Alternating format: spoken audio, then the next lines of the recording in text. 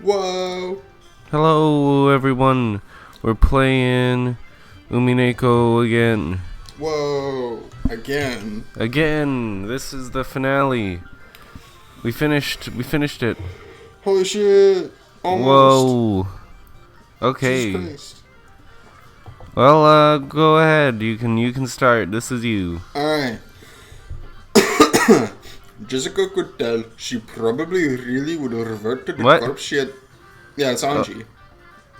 Yeah, but you missed the first part. Oh. What the fuck? It should say Amakusa. Could you turn that off? Where the fuck am I? Do do do do do do do do do do. Where? Amakusa, could you turn that off? That's what it says here. That's not what it says on mine. Mine says me too. As long as you're here, I don't need anyone else anymore. What the fuck? Okay. This is weird. Amakusa, turn Okay, it on. well, what does Amakusa say? Amakusa says... Amakusa, okay. This is weird. Amakusa, would you turn that off? And Amakusa says, whoops, my bad. You don't like Mzaki? And she's all like, I'm just not in the mood. And then Amakusa turns the radio off. And then the music stops. What? Are they on the boat right now or no? Yeah, they're on the boat. Okay. Weird. And then what after that? Well, Amakusa turns the radio off. And the world of cheery sounds was immediately swallowed up by the roar of the sea. And the music stops and there's no music anymore. Oh, wait. Wait. I don't need anyone else. No. What the fuck? This is weird. Okay. Have you... What the fuck?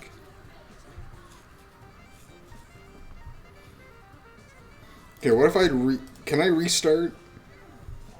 Like the last bit? Is that even possible? Because I think it might be bugged. In fact, I'm pretty sure it's bugged. Oh. Well, that's not good. Something's bugged. Well, just load again. Load the save file again. Mm-hmm. Start load. This one.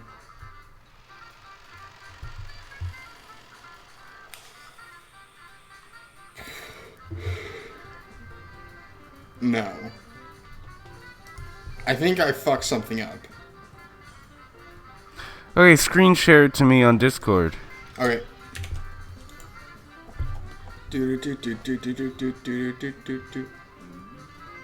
Navigate to a server to start streaming. Yeah, let's do it in the Aaron's Alembic. Alright.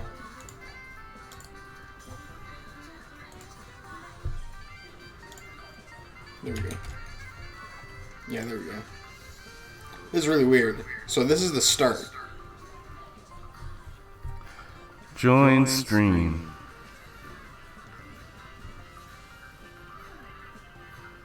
Okay, and you can't go back anymore than that? Not anymore. And then this is what it is. I think... I don't fucking know. Here. System, title back. Okay. How long would it take to skip? To skip? Yeah, to like restart the episode and then skip to this one. Oh no, go to load. Oh shit. Whoops. There we go. You know what? Since we're pretty much done, you know what you should do? What? Go to start. Go to unlock. Just click unlock. Okay. Yeah. I did that on my computer before I was even ready. Mhm. Well, you're still not ready, but it'll all unlock like pretty much after this. So. Okay. And now go to and start episode 4. And then you should be able to skip directly to it. Okay. You may perform witchcraft to jump forward in time. Cast a spell. And it should be... The Ushirimi Anji? No. I don't think so. I think it should be... not the next head. Maybe Cause of the Tragedy? We're gonna have to try a couple of the last 3 out. Because it's one of the last 3. Nope, it's not that. No. Okay, go back. No. Can't escape the clock. The clock won't let me. Jesus. Whoa. I remember this. No, I don't. Alright, there's Maria. Alright, system. Do. Title back. Yes. Alright, I'm gonna stop screen sharing. What? Stop screen sharing. And then Why? can find it. I can find it. Okay. Yeah. Well, what am I supposed to watch then? Just my own screen? Yes. Cast a spell. Journey template.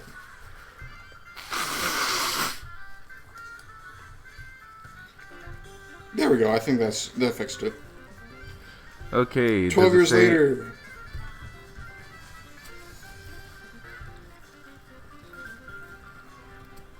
Yay! And it says Amakusa. Could you turn that off? Yep. Okay.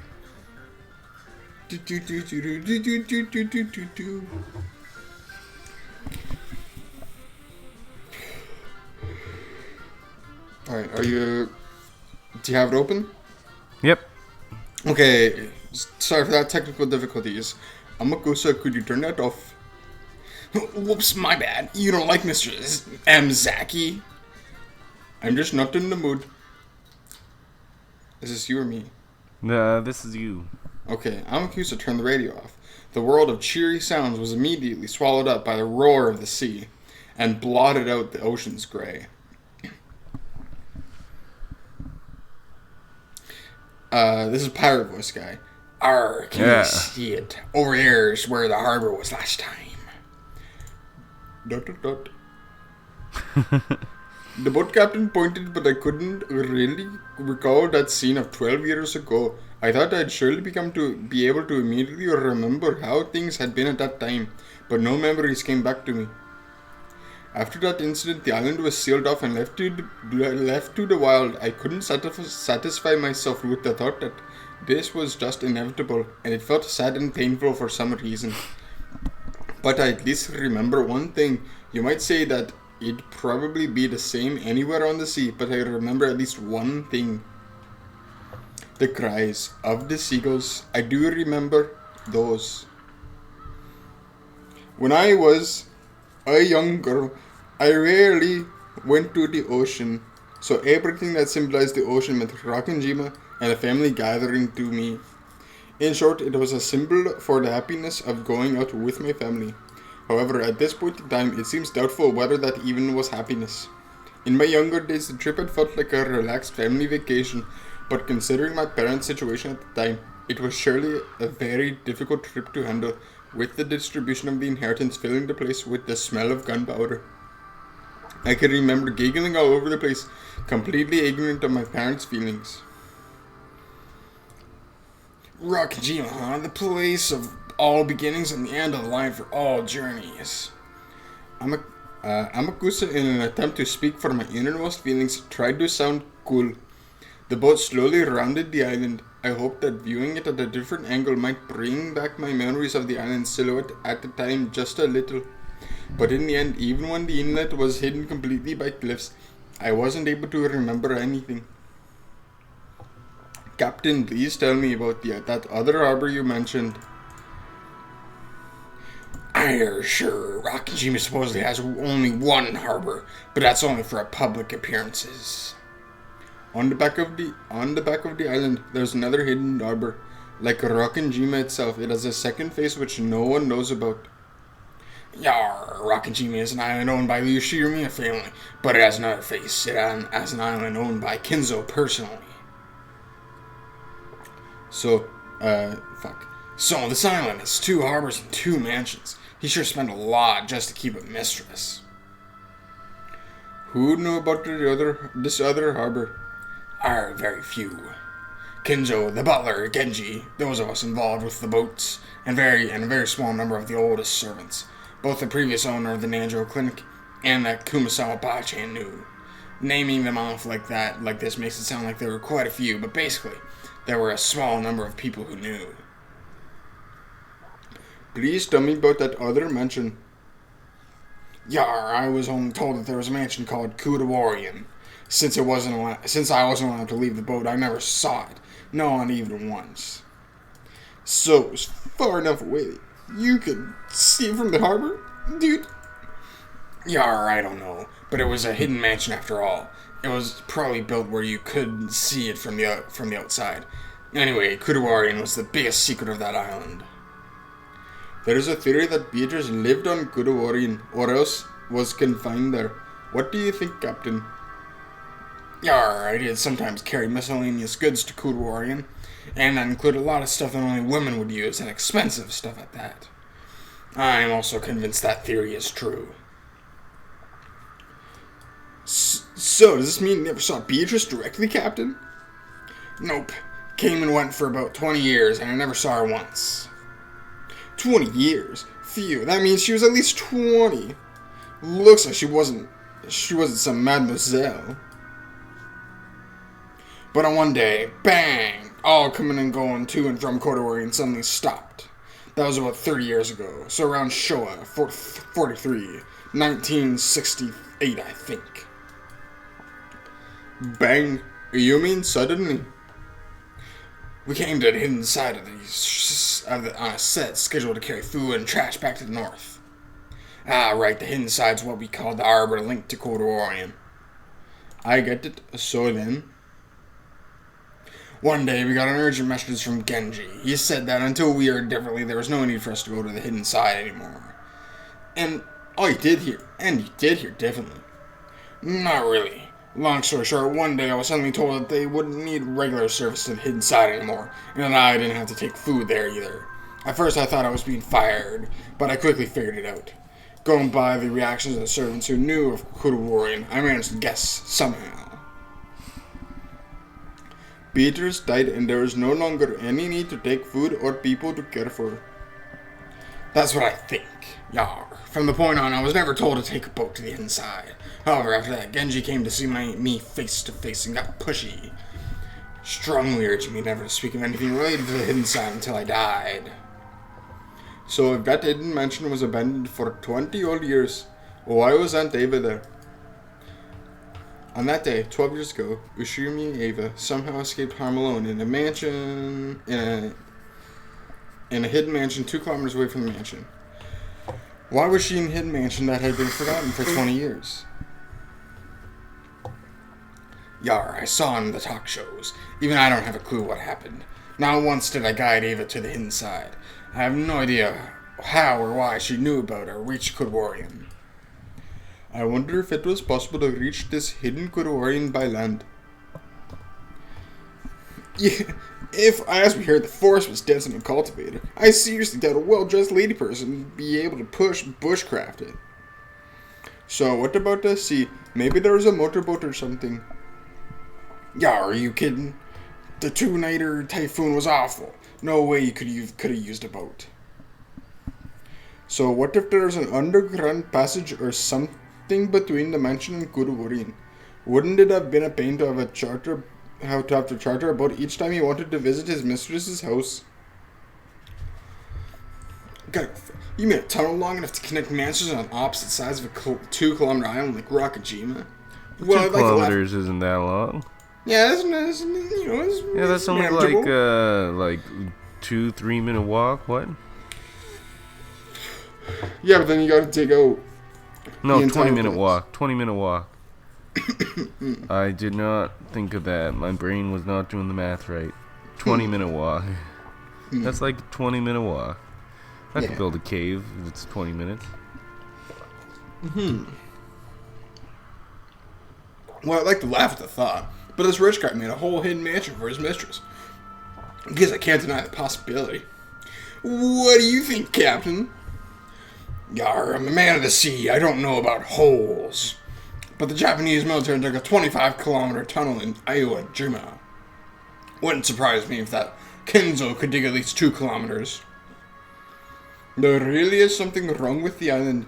This island, even now, not one of us really knows a thing about it.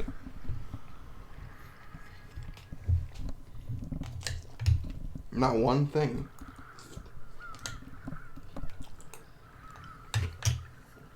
The boat reached the shore. They would have to walk a short ways to reach the mansion. Yar, I'll wait here. The mansion's that way. The path from back then's probably still there, but I'll bet it's covered with plants. Make sure you don't get lost. Right, let's go. Thanks for everything, Amakusa. You wait here too. Well, I had a feeling you'd say that. I'm just delivering something. It'll be troublesome for them if you come too.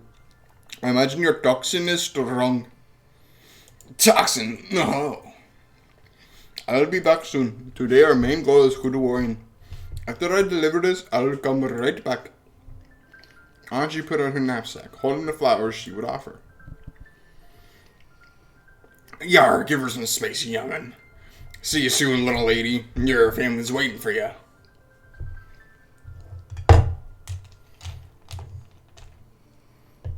Processing that grief. I'd never been on a road like this, but I had no trouble finding my way. If I walked straight ahead, it would probably guide me to the final destination for everything. It was true that the vegetation was incredibly thick, and if I didn't pay attention, I would lose track on the path. But the road that was left was much clearer than I guessed it would be. Still, that didn't change the fact that it was a bad road. Contrary to the distance shown on the map, I was forced to walk a long way. The forest was deep and dark. At that time, I had been threatened to stay away from the forest because a witch lived there. Of course, that fear is gone now, but I feel it. Because I was me. I could feel the presence like an aura of the Golden Witch Beatrice. Here and there were massive fallen lumps of rock along with overgrown trees and ivory. And the voices of birds and bugs. Yeah, I feel it. I feel that the witch is here. Ahead, an ivory-covered construction site, fence, and warning sign stood. No entry, Tokyo Metropolis. That was written on it. Yeah, that's right. When you think Tokyo, you tend to think of a city, but Rakenjima is also located within the Tokyo Metropolis. Apologizing to the sign for my rude mistake, I climbed the fence. When I crossed the steep slope beyond it, my field of vision rapidly expanded, and a fresh sea breeze blew through my hair. It was like the top of a little hill. Below me was a vast view of the island. I could only see desolated forest and rock walls spread out below me. But I realized that the mansion was probably somewhere around there. The steep downward slope beyond the hill had probably been caused by earth and rock collapsing from 12 years of wind and rain. It had become a slant filled with crags that you might even call gentle cliffs, and it would be easy to tumble down, though it looked like climbing back would be pretty difficult. In any event, it seemed that the proceeding any further would be impossible. If I continued any further, I wouldn't be able to return. In other words, this is the border. This place is 1986 and 1998, and it is that day and today, the boundary between this world and Nirvana. This spot is this journey's final destination, it seems. As the strong winds blew Mammon's and Sakutaro's hair, they looked down from the hilltop. From here, I can't really tell. Where's the mansion? Let's get closer. Oh, that's impossible. We won't be able to come back. We won't be able to come back. Is that it? I see. This is 1998, and I am the Ushirime Anji who has been left all alone. At first, this was a journey to die, but not anymore. It's become a journey to accomplish something. Yeah, so I'm sorry, you two. Although, as I was back then on that day, I would have gone down that cliff without any hesitation. Come on, this is pretty lame for the skyscraper jumping Ushiromiya Anji. Sorry. This place is as good as any. After all, you can feel the wind of that day. Was the wind really like this? Yeah, very soon they will come. Everyone. Sakutaro said it as though it was completely natural. Fuck. And I believed it. Dad, Mom, Oni-chan, all of my relatives and those fun servants. And Maria Oni-chan. It's me. It's Anji. I've come back. When I started my journey to expose the past of 12 years ago, my goal had been abstract and I hadn't understood. But now I have no doubts. This journey was induced by several thoughts of and fate over 12 years. A journey to reach an end for me, Ushirimi Anji, and a journey reach an end as the last witch of Marie Sorcier. I came here as the last daughter of the Ushirimi family, and as the last witch. Dad, Mom, Battler, sorry. Let me greet Maria first. A strong tailwind urged me on. That tailwind took my soul out from inside my body to the vast forest beneath me. And though from here on I couldn't see, I believed that it flew me to the mansion on that day to where everyone was, to where Maria was. And so, even though my body was on the top of a hill, a strong wind blowing against me, my soul was now certainly dancing through that sky.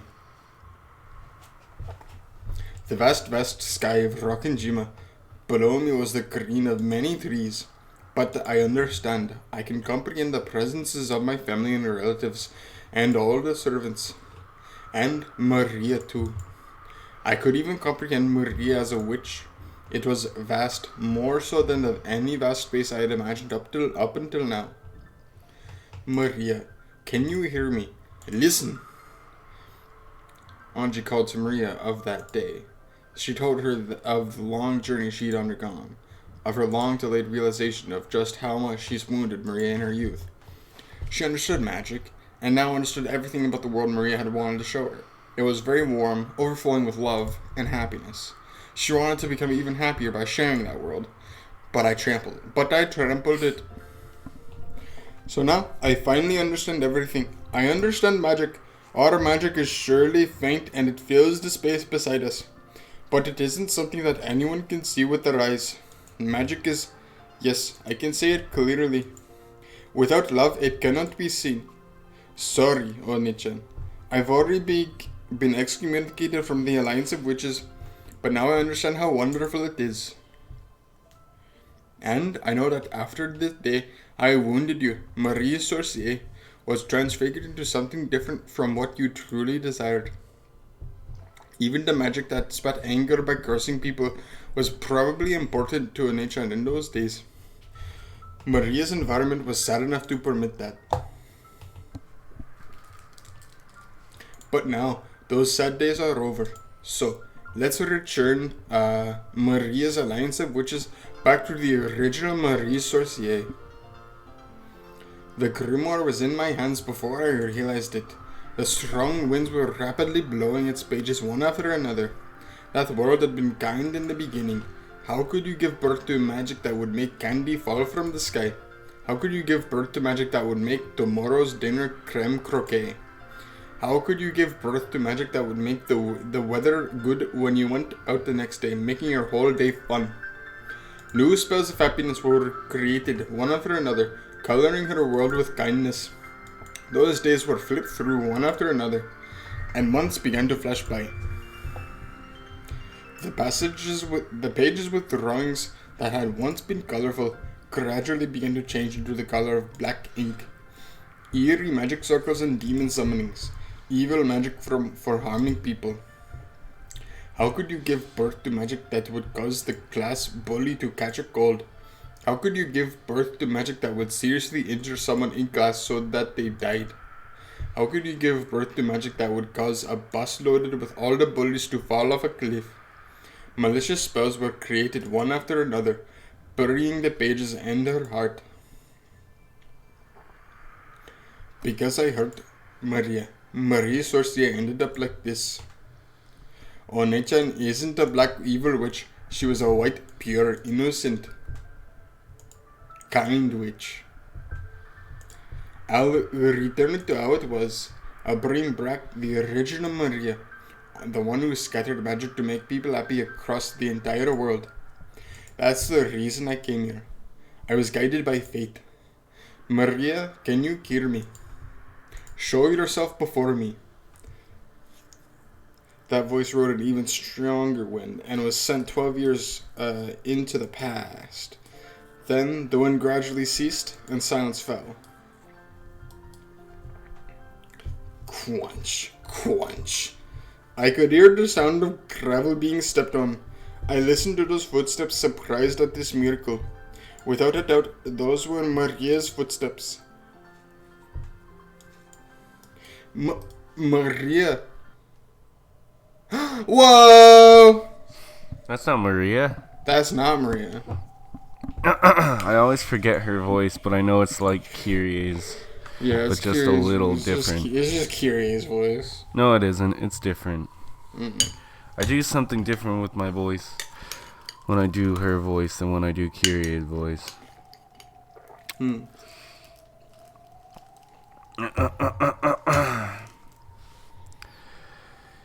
It's Kasumi.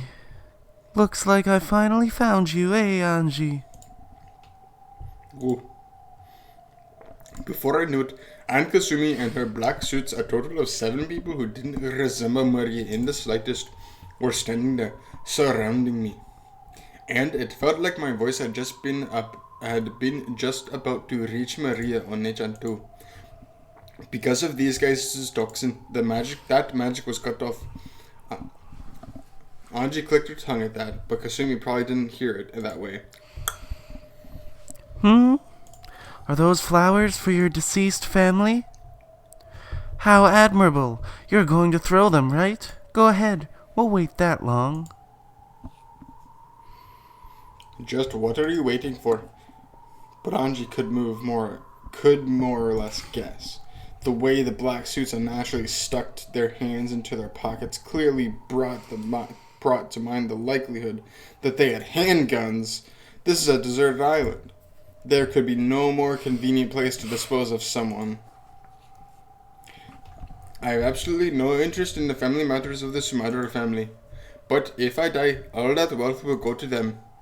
Unlike me, they're probably very interested and concerned about this matter. Of course, it seems that if the massive amounts of stock I owe suddenly goes to them, it will be pretty bad for the Ishimiya group as well. And they're apparently having a secret feud, fighting over me all by themselves. That's probably why President Okanogi gave me Kumasawa as a guard. Having Amakusa wait on the boat was a regrettable mistake. And Kasumi, how long have you been waiting for this ambush? Since early morning. Thanks to that, I'm completely tired of waiting. After all, there are no cafes or dressing rooms here. No toilets either, so I guess you had to elegantly drop a load behind a tree. Ack. A lady with half Sumadera blood flowing through her veins will not use such filthy words. You really are Sumadera Kyrie's child, not a trace of grace. She grabbed me by the hair and forced my face up to hers, and then spat at me. My words might be filthy, but they're no worse than her spit. Every time you talk to me, Aunt Kasumi, it's always about Mom. Am I really that much like my mother? Yes, you are. That impertinent gaze. Your mouth and nose are the same too. Freewheeling and irresponsible. You thought nothing of the long history and tradition of the Sumadera family, and selfishly flew out of the house. Thanks to that, my entire life has been devoted to cleaning up your mess. I guess your life really has been covered with crap. When I was slapped on the cheek, my ear was smashed, and for an instant, my head rang. My hair was pulled, spinning me around, and I fell to the ground. And in a flash, the ground was kicked, and I was struck with sand. Yes, you truly are like Kyrie. That gaze like you're mocking me somehow. Yes, I remember so many things. You're a sad person.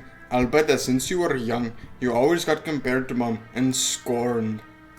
And for your entire life, you'll never be released from that wretchedness. A little girl like you couldn't possibly understand. You see, your mother is a loser who threw away everything and ran away from the Sumadera family, right? Do you know how much trouble I went through because of that loser? Any trouble you went through has nothing to do with me. Sorry, but what am I supposed to do about something that happened before I was born? When will your life begin? It never will. For all eternity, you'll always continue to be sneered at by my dead mother until you die. If only you just die. Why are you living? You little piss. You all. Make her some tea. Whoa. Who's this? Oh, guards. The guards. Leave it to us. You big mouth shitty brat. Let us teach you a little lesson. The black suits dashed up to me and violently grabbed me by the nape of the neck and dragged me down. Do whatever you want to her until my break is over. Teach my cute niece her place. Damn, she's getting beat the fuck up. Sumatra Kasumi. When I think about it, she was a pitiable person. To the outside world, women of the Sumatra family were trained to be in a position that supported and deferred to men. But in actuality, strong leadership was required for them so that they could manage all the common people. The role demanded of them really was that of a female commander, like a literal reading of the word Okami.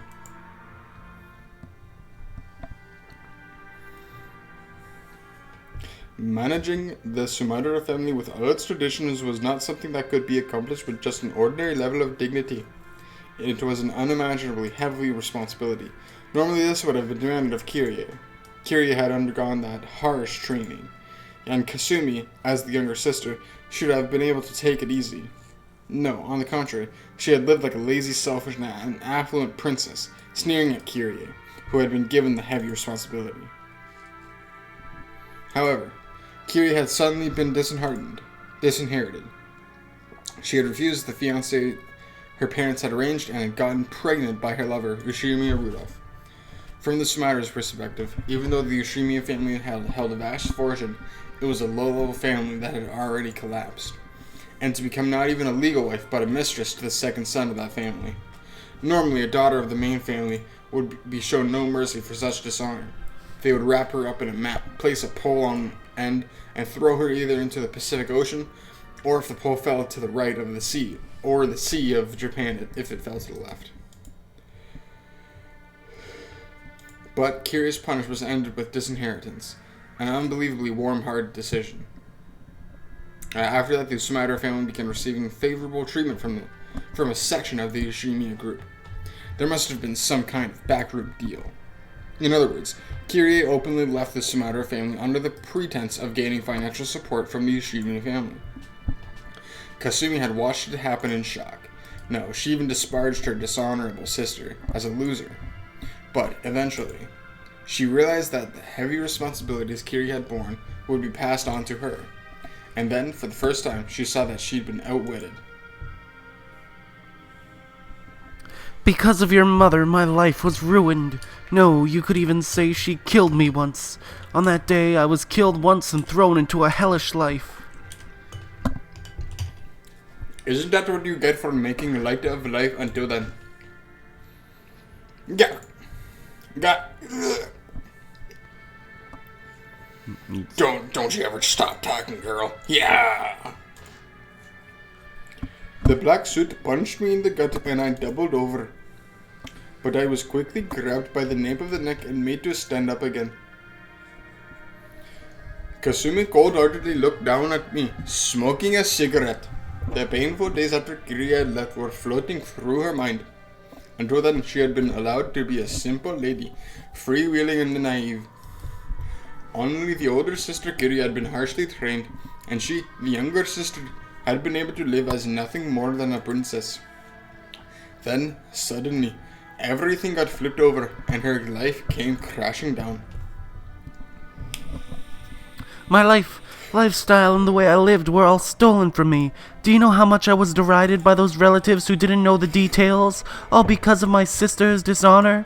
I detested her. I detested your mother enough to make me spit blood. Glad to hear it. Keep up the good work.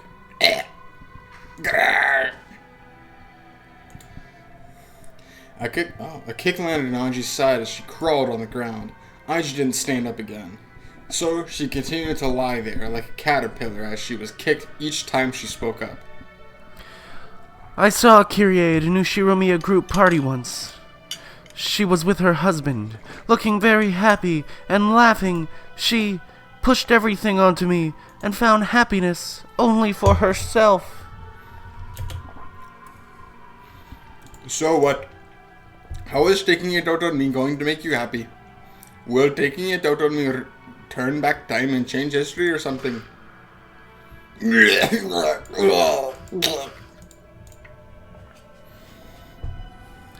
said something a short while ago. When will my life start?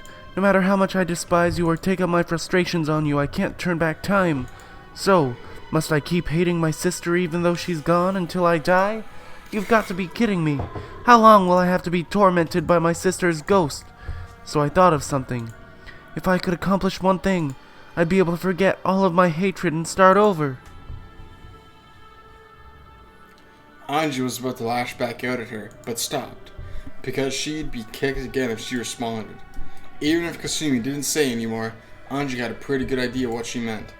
Kasumi thought that by taking revenge against Kiria's daughter, Anji, she'd be able to put an end to her hatred. Talk about pushing your problems onto other people. Come on, stand up. If you like this island that much, I'll bury you deep in it. You don't want to die at your age, right? Don't you feel like saying sorry my mother caused you so much trouble or something? Who'd say something like that? Oh, you! Anji! Anji, no! You mustn't provoke them. You should at least make it seem like you're going along with them so you can buy some time. They often say that you should throw your foolish pride out with the garbage. Oh, what about Amakusa? If Amakusa comes, I'm sure. It's no use. I can't see him. You idiot, Anji. Why did you leave Amakusa behind?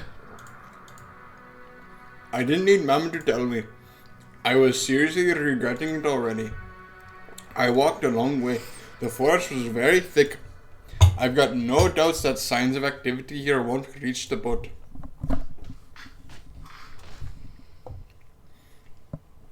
During the time it took Kasumi to finish casually smoking a whole cigarette, I was continuously tormented by the black suits as she had told them so too.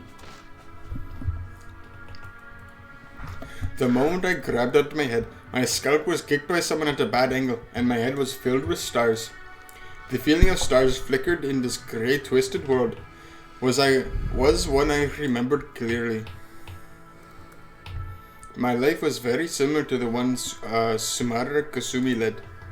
After all, as the successor of the Ushimiya family, I was tormented constantly with various kinds of bullying under the guise of education and training. Yes, having the inside of my head filled with stars like this is a feeling I know well. When being reprimanded for some error in manners I had seemed to have made, the discussion always turned to whether I was fitting to be the successor or not.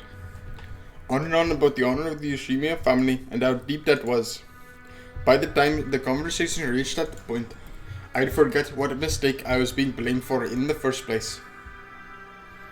No, in fact it was the same for Aunt Eva. After all, Some night she'd ask herself, what was it again? But in the end, she wouldn't be able to remember and would say something like, if I'm angry, it must be your fault, Angie. The fact that you're at fault is what matters, so who cares if I can't remember what it was you did? There'd be some ridiculous reasoning like that, and then she'd keep on punishing me. Yes, Aunt Ava's punishment wasn't something that would continue until I learned something, or acknowledged my mistake, or apologized. It would continue until Aunt Ava wanted to stop, so this violence was a bit nostalgic in a way that made me want to vomit. Poor Angie. Poor Angie. I opened my eyes and there's Aunt Ava, right next to Kasumi, who's smoking a cigarette. I can see Aunt Ava almost as though the two of them are laughing together. When I think about it, Aunt Ava's life might be a thing worthy of my sympathy. The responsibility and pressure of being a member of the Ishimi family, which she often mentioned to me, had probably caused her great pain. After all, people can't make insults that they've never been the targets of themselves. It was probably the same for Aunt Rosa as well. As the youngest child of the Honorable Ishimi family, she must have gone through many tough times. So it was just like what Aunt Ava did to me. Just like what Sumatra Kasumi is doing now. Aunt Rosa must have been the same. People tend to push the pain they're burdened with onto other people. Otherwise, they can never escape from that pain.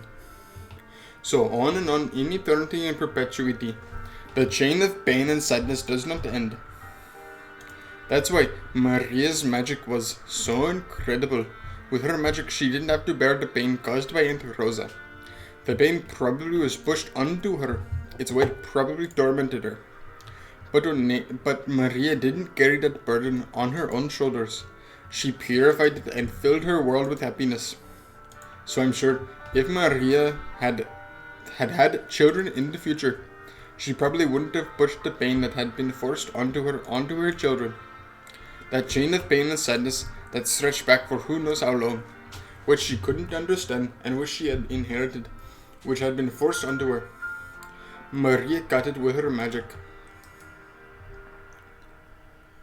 What's wrong? Got a bone to pick with me? In the past, I would have snapped back. I would have met with her hatred with hatred, so that they'd cancel each other out. No, nothing got cancelled out. The thing being forced on me ended up right there on my shoulders, just like how even now I hate her. So now that I know of magic, I'll look at the human called Ushirimi Eva again. What I could see through to was a sad human form, no different from me, who had lost her family and who bore deep wounds in her heart. Unable to withstand the pain of that torn heart, she was doing nothing more than howl sadly, like a lion crying in pain, like a child. Even though Shirimiya Eva was someone I should have felt compassion for. She needed someone to understand the difficulties and pain of her childhood years. Even she, who was the only survivor of the Rakinjima crime, who was faced with the curiosity of all society, who was publicly slandered and forced to have salt continuously flung into the wound, had needed someone's compassion in order to let Eva forget her pain and sadness at least a little. The Black Witch taught her magic just like the times it had possessed Aunt Rosa. It was the same magic of anger and sadness that Beatrice had taught Maria when she was mourning for her torn-apart friend Sakutaro. That same magic that the witch had probably dwelled inside Aunt Rosa too. So, I mustn't hate Ushimi Eva. Maybe. I should have become her ally, as the only person in the world who could understand her. What did I say to her when I was young, when she returned alive all alone? Could it be that I acted as though she'd killed my family and returned on her own? I can't believe it. Aunt Eva, who has never been more than an object of and a synonym for hatred throughout my life, is turning into a human I can understand. So, I can see right next to Aunt Eva, the form of the black witch who taught her magic. Black magic. Aunt Eva was crying. It was only natural. Not only was no one willing to understand the pain of losing her husband and son at once, but her only relative had insulted her, saying, "Give me back my dad and mom." I can make the excuse that I was merciless because of my youth. However, to her at the time, it had probably been cruel enough to sever the last thread in her heart. In the following days, the talk shows and magazines publicly slandered her. The trust of her husband's business and character and even her beloved son were neglected. She no longer had anything left. She could do nothing but cry and howl, trying to forget the pain and sadness at least for a while. After all, she could only feel a tiny bit of release, and only during the time that she howled. And so the Black Witch taught her how to howl. The one I hated was the Black Witch. Black magic can probably release one from that pain for an instant. However, it never lifts that weight from a person's shoulders. On the contrary, it forces that weight onto further victims, filling the world with hatred. If only Aunt Ava knew of a white magic that had a true witch nearby. Shouldn't that have been me? Didn't I learn the magic to create happiness from Maria? If I taught her with that magic, could we have built a future with a completely different relationship? Up until now, I've hated Aunt Ava constantly, so I didn't notice the Black Witch beside her. Without love, it could not be seen. I didn't have any love for her. So now, finally, I'll glare at that Black Witch, the one I truly should hate.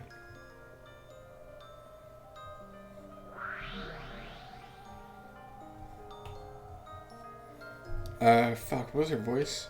I forgot her voice.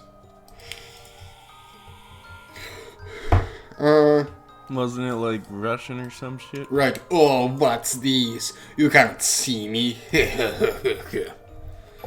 I see you. The one I should have hated wasn't Aunt Ava, it's you. Oh, awesome. To think that a lowly human could see a witch like me. So, are you trying to say something with that glare?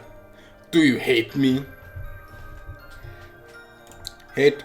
Yes, I do. But that's not quite it. I just think you're sad. Sad?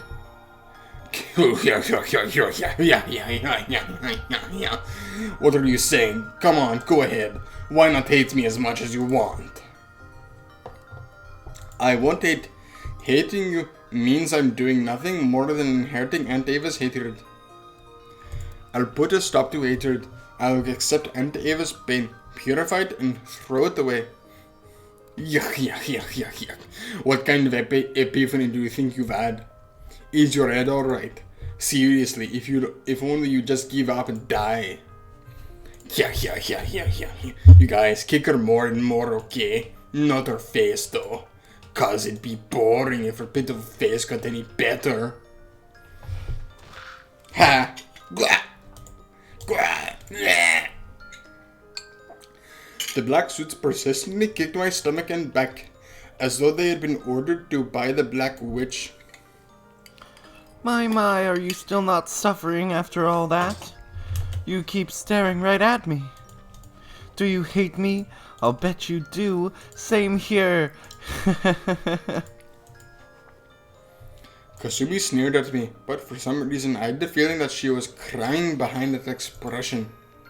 Just like me, the pain of being forced into an unreasonable life would never ever heal. Like the sad lion grasping in pain from the thorn he can't get out continues to howl. Hey, Sumatra, take a look. Over there, it's you as you used to be. Yeah. Don't you feel better now? You used to be standing in there, but now you're on this side, right? Yeah, isn't it great? Don't you like having the role switched? Yes, it really is Great! How can you make that kind of face, Anji? Go on and cry, you want to, right? Yeah. Yes, of course she wants to cry. Make her cry. Didn't someone make her cry back then? So make her cry too. Yeah, you too, Anji. If only you just break down and cry. Yeah. Cry, Anji. I want to see her crying face. Cry and try saying, I'm sorry, Aunt Kasumi. Yes, make her say those words. Aren't those words painful? Isn't being made to apologize for something that isn't your fault just the worst pain? Make her feel the same way. By doing that, you can relieve your pain. Yeah. Yes, that's it. Be a little more honest with yourself, okay? If only you just let your emotions run free more. And more. The Black Witch provoked Kasumi, and Kasumi began to give herself over to that dark emotion. By turning deep sadness into an evil alcohol and forcing it down, trying to forget it for just an instant, nothing would change. The word Kasumi insulted me with were themselves sad, and I couldn't forgive the Black Witch who had imposed that sadness on Kasumi. I had gotten lip, which seemed to have stopped the black suit's kicking competition, or maybe the kickers were getting tired too. Kasumi didn't order them to stop, but at some point they did. However, I was reflected in Kasumi's eyes, and they burned me with flames of hatred. She had been tempted by the witch to do that in order to relieve her own pain. Smaller Kasumi, you aren't done yet. You have got much more trampling to do, right? Can you forgive what happened to your entire life with just a little violence? I can't. I still can't forgive her just this. Right, there's no way you could forgive her. Do it more in the flames of hatred. Nothing can warm you except the fires of hate. After being frozen in the snowfields of anger and sadness, the only flame that can warm you is hatred. Say it, okay? Scream it. If only you just burn yourself to ashes with a roar of hate. Ushiro Miyanji, I cannot live without hating you. Jesus. Mother Kasumi, look at that bundle of flowers. These flowers are for your dead family, right, Anji? The Black Witch grinned at me unpleasantly, using her chin to signal Kasumi to pick it up. Kasumi picked up the flowers I was going to offer, brought them all the way over to me, to rub them, and made a show of trampling them. Her expression was filled with hate and a frantic quality that couldn't be explained with hatred alone. She trampled them over and over again, as though her sadness was reaching the bursting point. So the sound of her trampling, it was just sad. Oh, still not suffering yet? Then what about these? Sumatra Kasumi, use these. No, not that. The object the Black Witch pointed at was Maria's grimoire. Kasumi also noticed it and picked up that book, which was heavier than it looked. What's this? Yuck. Why not read it? Yuck. You may fall over laughing, okay? Kasumi opened the grimoire, skimmed over the contents, and snorted derisively. Derisively. Derisively. Derisively. Derisively. Derisively. Derisively. Derisively. Derisively. Give it back. That's Maria's. Of course, my hand couldn't reach. My stomach was once again kicked by the black suits, and I doubled over. See, this book's really important to Angie, right? Gotta belittle the things that are important to her, okay? That'll work better than punching or caking for a girl like her. You know that better than anyone, don't you? As though remembering something painful, Kasumi's face twisted for an instant. but that quickly disappeared, changing into a scornful smile directed at me. Giggle. That's what her giggling That's sounds he's just giggle. Giggle, giggle, giggle. Woo, what a creepy book. Did you write this? Stop it and give it back. Yuck. Look at that face. Belittle it more. Teach her the pain of having your dignity trampled. That's the only way to soften your own pain. What's with this embarrassing book? I'll admit I did have a little interest in fortune telling as a girl, but isn't this going a bit too far? Magic? Ooh, you're one of those, aren't you? It's like in those cartoons where a girl says that something spell and transforms into a witch, right? You like those, don't you? How pathetic. Giggle. Cackling. Kasumi opened to a random page and showed it to the black suits. The black suits looked too and guffawed. That sneer didn't wound me, but I couldn't forgive it. After all, that sneer was ridiculing Maria. I don't hate Kasumi, but for forcing that unhealing anger and sadness on Kasumi, I cannot forgive the Black Witch. The Black Witch ate into Aunt Eva, smothered Kasumi, and Aunt Rosa, tormenting them for eternity without letting their wounds be healed. I can't forgive her. I can't forgive the Black Witch. Wow, this is just great. Magic for making candy fall from the sky, you say? What's this? Sprinkle water cleansed by the sun with sugar. Stick the magic staff in and then an incantation. Kako! Ah! What the hell? It hurts. The black suits were also rolling around, guffawing. Then, grinning, the Black Witch whispered something into Kasumi's ear. After glaring at me with a grin, Kasumi, took something. Took that page.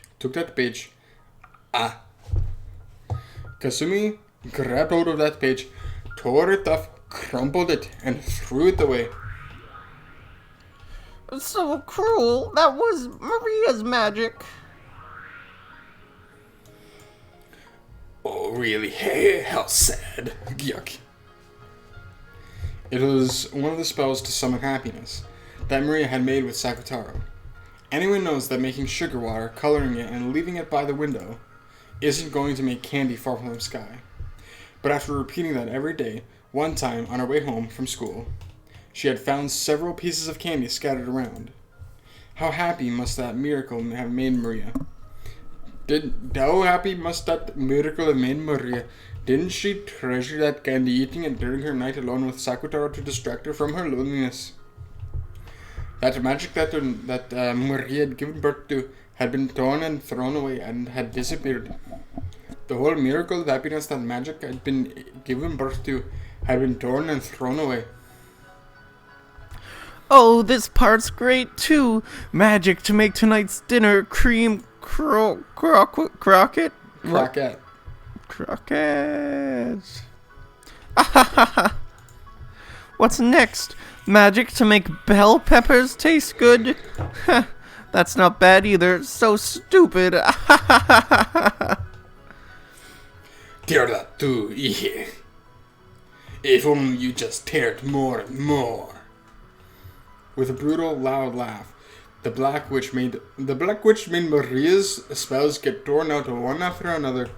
Magic of happiness was sneered at, torn, and thrown away. Stop it. Don't defile Lady Maria's magic. Don't defile it with your filthy toxin. Memon cried and yelled, but she had no way of reaching Kasumi.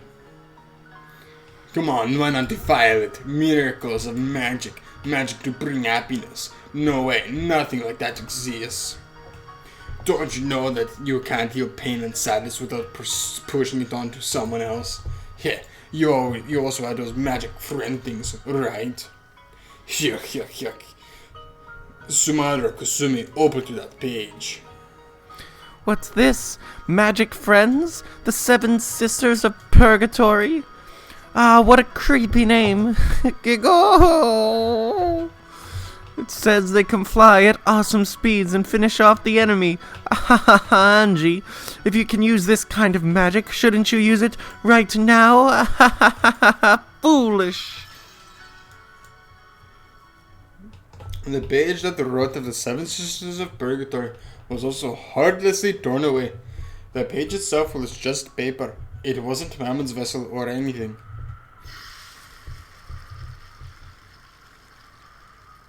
But the tearing, denying toxin burned Mammon from the inside. Mammon's face twisted from that heat and pain. Yuck. Are you okay, Mammon? Hold on. This much is no problem. It's not me, but Anjay who's in pain. However, Mammon's expression was twisted with an unbearable anguish and humiliation. Stop it, Black Witch. Why are you doing something like this? Why can't you use magic for happiness? Oh, you are a magic friend too, right? Yeah. I'll defile you too, Summoner Kasumi. Look for this guy's page 2, okay? What's this one? What's with this crappy scribble of a lion? Sakutaro? What a weird name. My best friend, it says. Really? This is your friend? A close friend? This lion, is it? Is it? Yeah. It really is a crappy scribble. This ugly lion is totally you. To think she had something like this as a friend. That Toshirimiya Muria's kid's mind is so pathetic it's embarrassing. What a joke.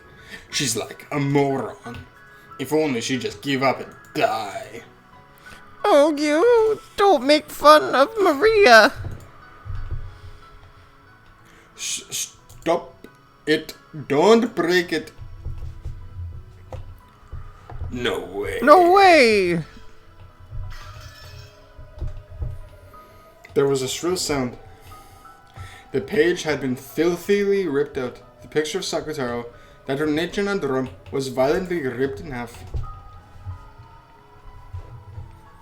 Just like Sakutaro was. No! Sakutaro, why? He's dead! Oh god, we killed him! Aww, look at them, all happy. They're all happy, got the memories.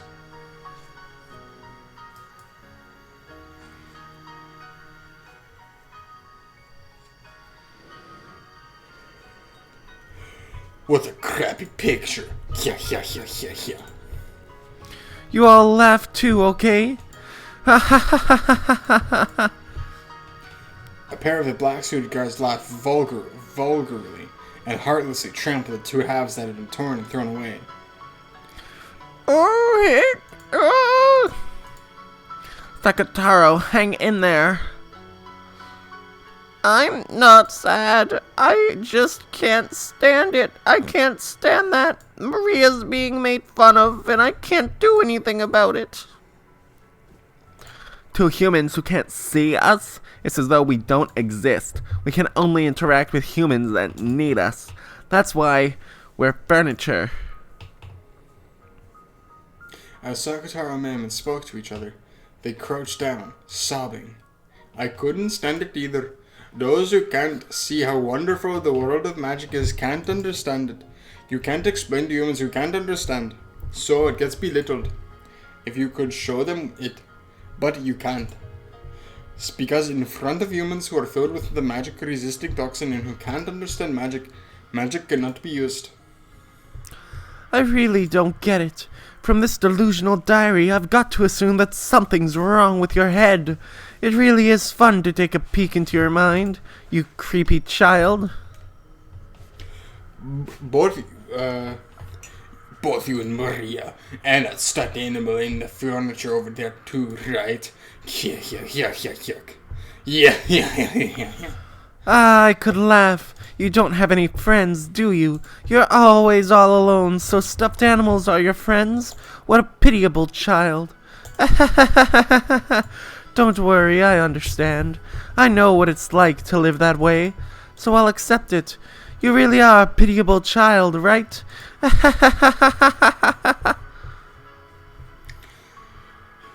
Do you? It probably would look like something made by a pitiful child. That's right. If 100 people were to read Onechan's diary, 100 people would probably think the same thing. I used to be like that too. But you know, despite all that, Maria summoned a world of happiness. Don't deny that magic, that happiness. Such a stubborn child you are, very well. This is the last one. I'll tear apart the source of the truly foolish magic that you and Maria believed in. Smarter Kasumi, read this page, okay? What's this colorful page? What's this?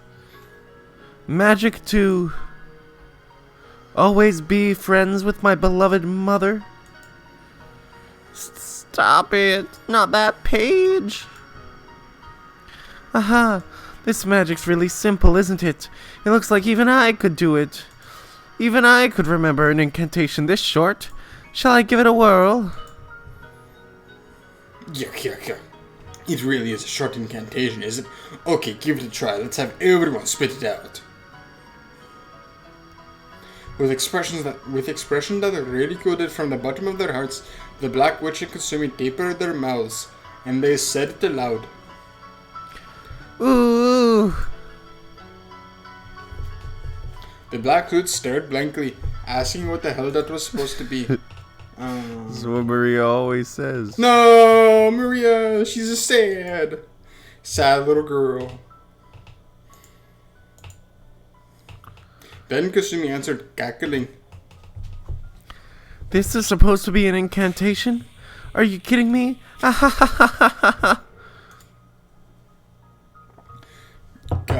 Come on, why don't you guys try it too? Ooh. The black suits imitated that moaning voice, making fun of it. Ooh. That was the incantation for the magic that would let her always be friends with her beloved mother. What the hell? How stupid. If you could make family relationships better just by saying, ooh, the world would always be peaceful. And Maria saying ooh was making her relationship with her mother worse. Yeah, that's fucking weird. Yeah. Looks like magic isn't right for everyone.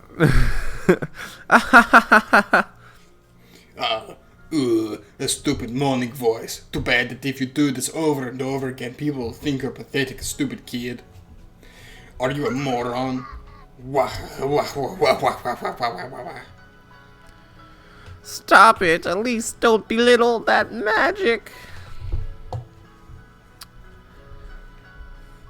It was the day of a picnic when Maria and Aunt Rosa were alone.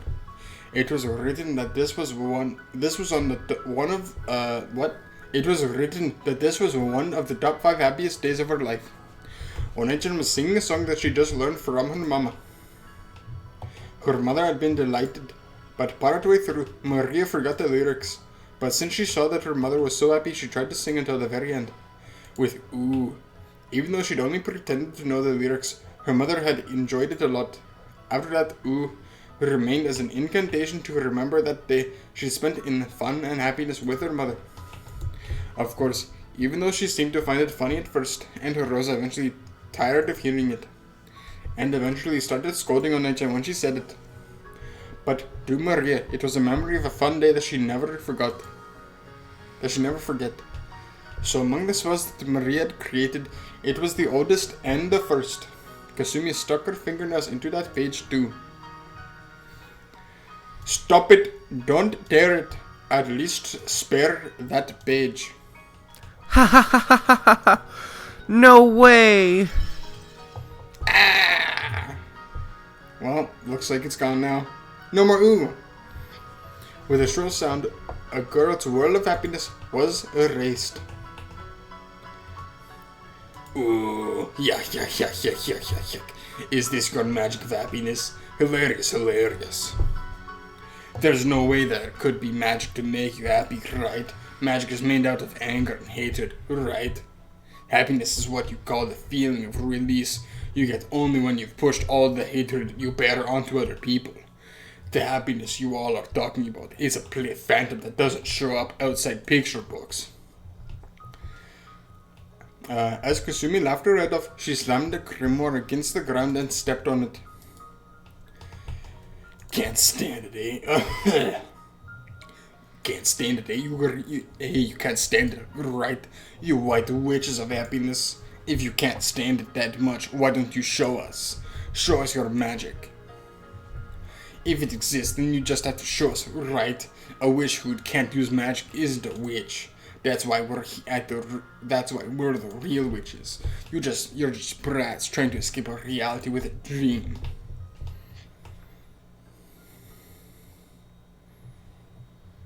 Then, if I can show you magic, will you believe in Maria's magic? Huh? Yeah, sure, I'll believe. If you can use magic and show me, that is. Let's see it, you stupid brat. Silently, slowly, I stood up. Sensations of this cramped world, such as the pain in my body, felt truly trifling. Oh, looks like you still got enough energy to stand up, Miss Great Witch. Giggle! Now that you stood up, what are you going to show us? Show us some magic. Magic exists. What? What's this kid saying? Did you guys hear that? Silence. Yeah, isn't that interesting? You people always refuse to show this power of miracles because of the magic resisting toxin. This discipline of the disciple of the White Witch Maria. Let's see some magic. Do you have any clues how many humans have believed in that miracle before being betrayed? Yuck. Everyone believes. Everyone is betrayed and despairs. And they learn that true magic can only be gained by the power of black witches like me. Hating someone with your hatred is nothing more than a sin. That isn't magic. I'll show you real magic. The black witch winced slightly. However, Kasumi sneered at me even more. Then let's have a look. So what kind of magic will you show us? Magic to make candy fall from the sky? Or else magic to make cookies multiply? What? The instant I opened my eyes, a tremendous wind arose. What is this? All of a sudden... Come, arise, the seven sisters of purgatory. What? There was a flash behind me, and in an instant, 7 pieces of high-level furniture were gathered there. It was a power that far surpassed the magical strength I had in my prime. It was a power that matched even Maria's and Beatrice. The 7 sisters of purgatory right here. Angie? You said it once. Because I lacked magical power and resolve, I couldn't use you or your sisters. This isn't some cheap emotion like wanting to get back at my bullying classmates. In order to protect Maria's Marie-Sorcier world, I now order you to show me the miracle of magic.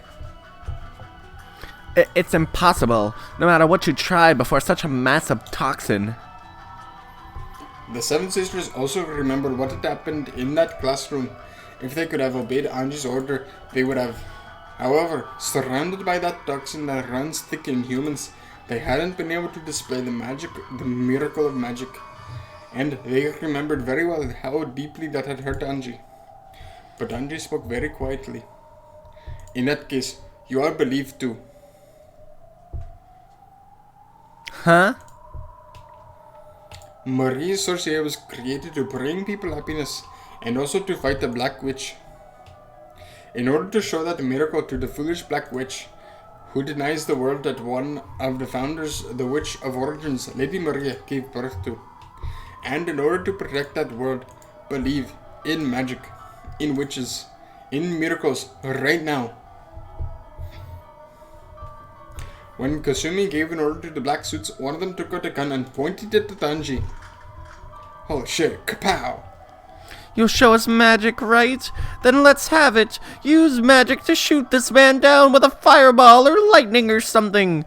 You get one chance. Show us before I count to 3, got it? If you can't, then you'd best prepare yourself, okay? Shoot. What's with this kid? She's lost it. The black suits pointing the gun laughed. The black suits pointing the gun had laughed at Anji's detached attitude. Yuck. Are you serious? This girl's lost her mind. In that case, get yourself shot. If only you just die. Anji, it's impossible. You can't block bullets with magic. No, there's nothing to be afraid of. Compared to my magic, to the 7 Sisters of Purgatory, bullets are nothing. Anji. Mem was perplexed by Anji's absolute trust. If she could comply, she would have, on that day as well. But because she had been unable to do anything, she had hurt Anji. Yeah, you brat, if you can use magic, let's have a look right now. What's wrong? We're telling you to show us magic, right? Come on, no need to hold back, okay? Pew! Show me some magic. The black suits jeered at her, but Anji simply concentrated her mind in silence.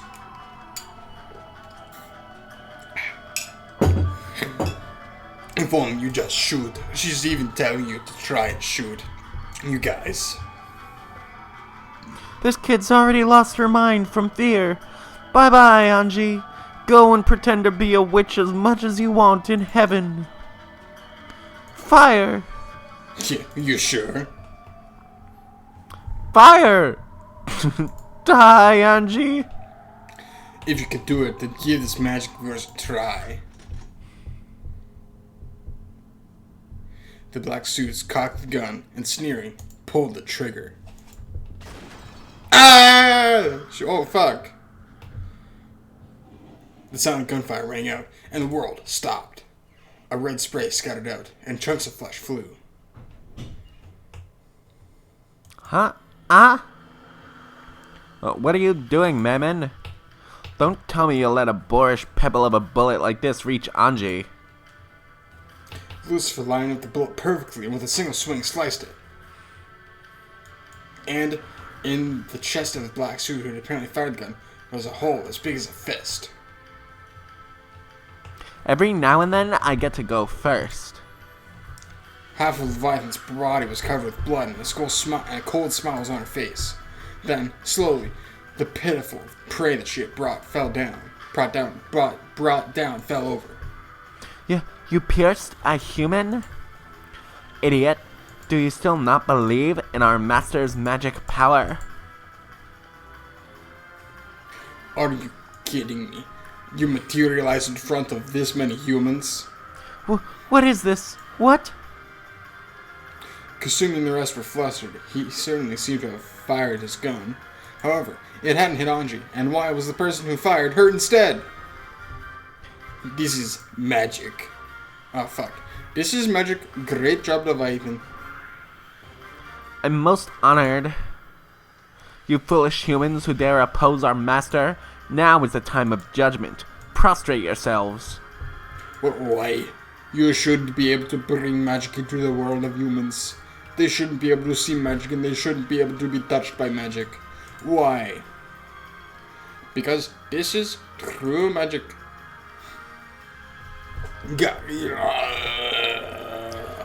What are you people doing? Kill! One of the black suits who had finally come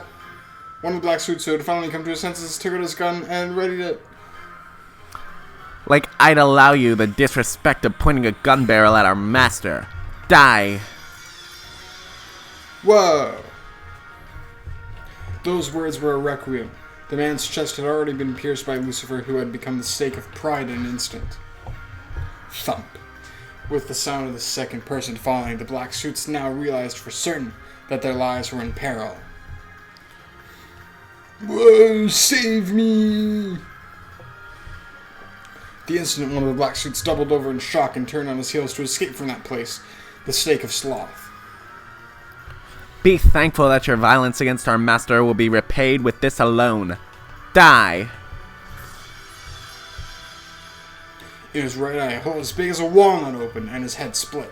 Belphegor was sprayed with blood, and her face twisted demonically with the joy of being able to use her full power. Oh, whoa, who's that? Who's there? Where are you? The black suits were flustered, pointing their guns in every direction, but they didn't understand what was happening.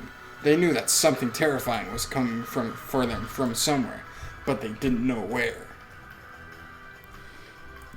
Dumbass. The end is right before your eyes. The witch's furniture is after you. But they couldn't see. Because they didn't believe in magic, they could not see. Just as the Black Witch said, Satan was standing boldly right in front of the black suit. However, the black suit couldn't see her at all. Did you think humans could see our forms? That they could follow us? Stupid humans. Time to pay a fool's price for forgetting your awe of magic. Eek. What is this? What's going on? You can't see it because you have no love. Impossible. Even though there are so many humans here, even though it is the magical resistant toxin is everywhere, why can you manifest your magic? Who are you? A witch, and unlike you, a real one. What? Damn it, you bitch! Fucking bitch!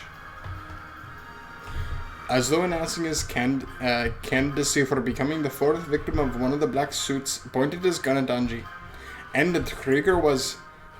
Anji glared at him coldly and simply ordered, Die! Next one, Satan. Satan of rap, already here. Right here.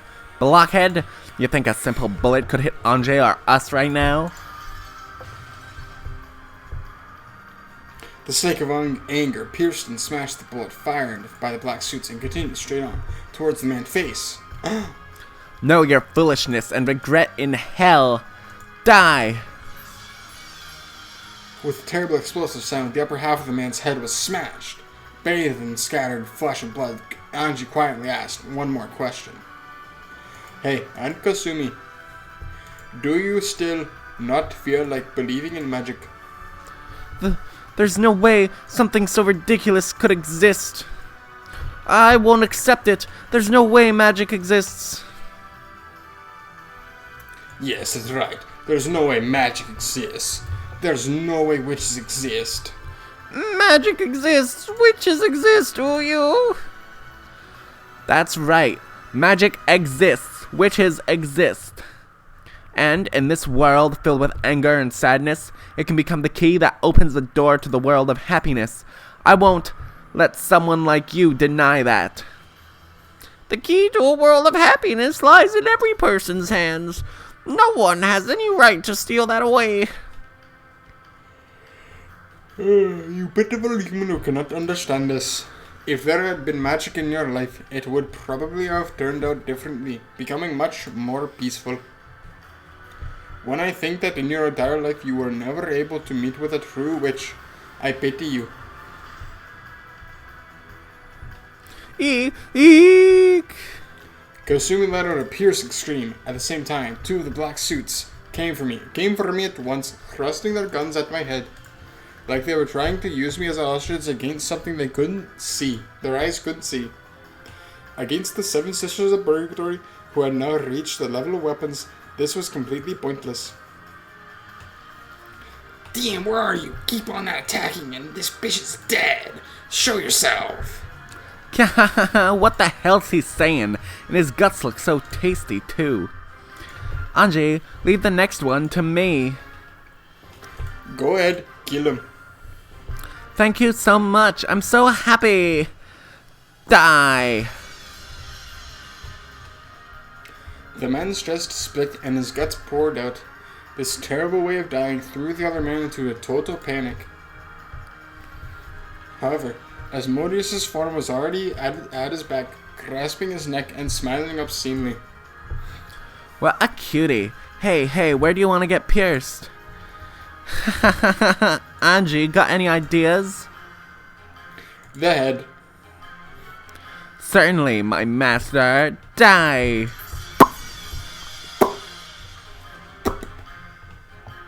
The final black suit had his head smashed by the stake of lust, and as his insides scattered, he twisted and fell. In the gruesome world where 6 people lay in a sea of blood, witch and human confronted each other. Shimadara Kusumi, I sympathize with your sad life from the bottom of my soul. I am willing to grant you magic that can seal up that unfillable hole in your heart, if you can believe that is. Don't be ridiculous. I will never accept something like this. Eek.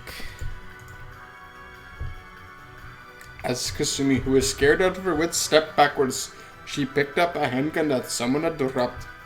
Then, shaking, she pointed it at Anji.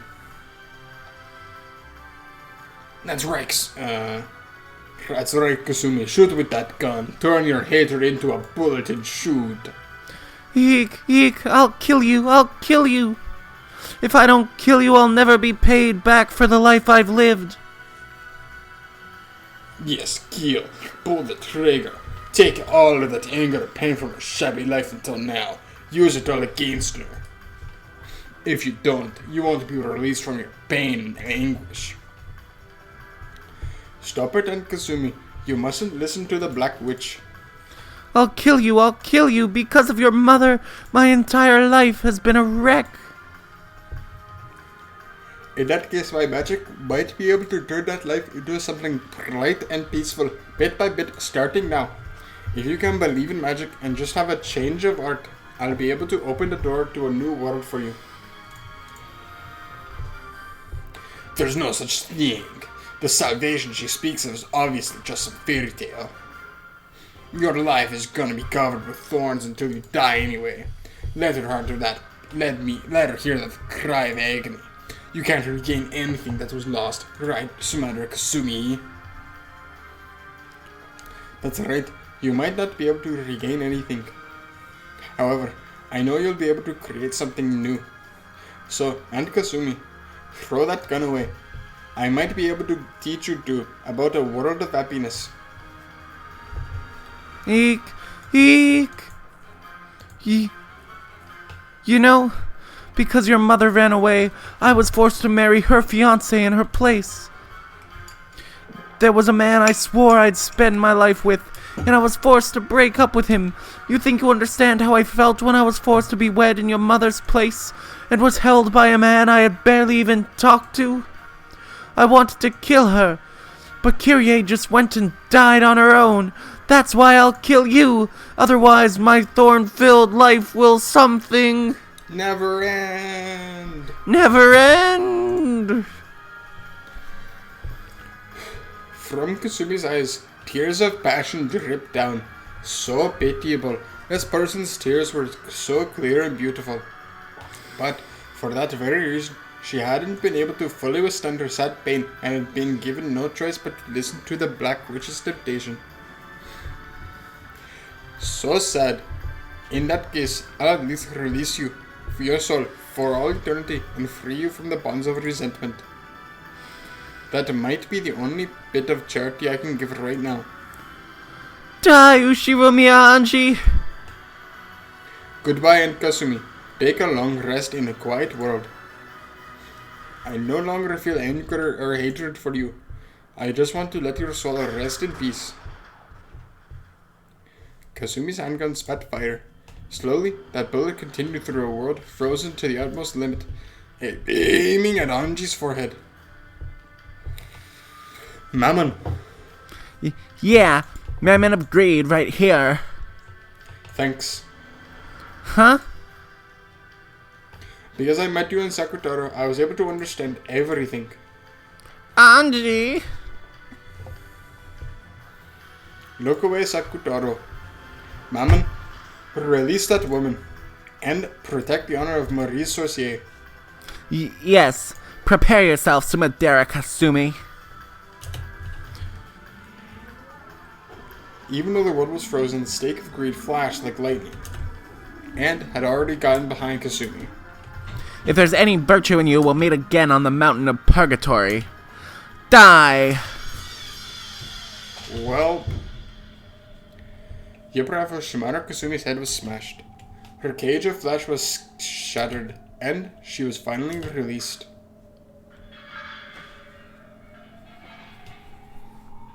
I doubt that they actually died.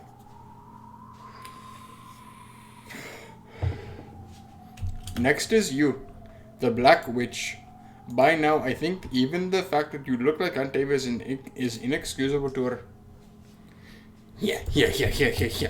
If my form still looks like Ushiyume Ava, that means you still haven't been able to forgive me inside yourself. I understand, Anji. Even you want to be released from your thorn-filled life more than anything. In that case, I thought of something interesting. I'll show you magic as well. I won't be the one to kill you. With the worst of smiles on her face, the Black Witch changed her form into something like a black mist, or else a vast swarm of black flying insects which began to swirl around me. Then that black mist began to gather bit by bit, shaping itself into the form of a human. What's this supposed to be? Yuck. You've got at least a vague idea, don't you? It's the woman you hated and despised the most. The woman who had hated and despised you the most.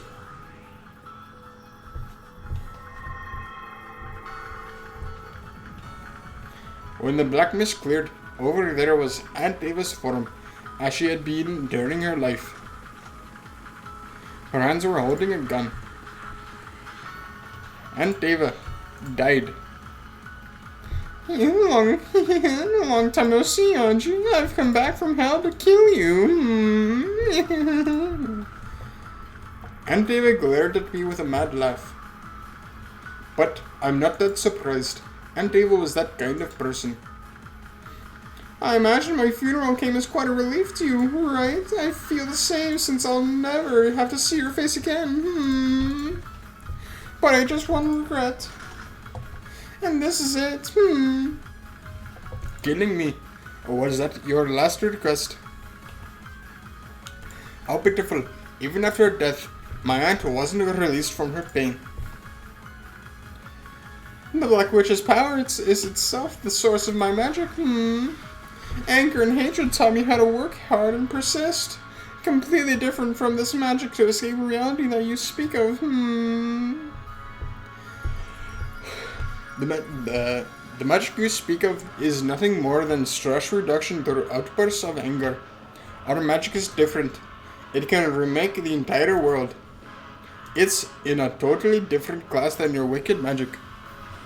In that case, let's settle which is the victor right now, black or white. You see, my black magic miracle reviving even after death and pointing a gun at you like this.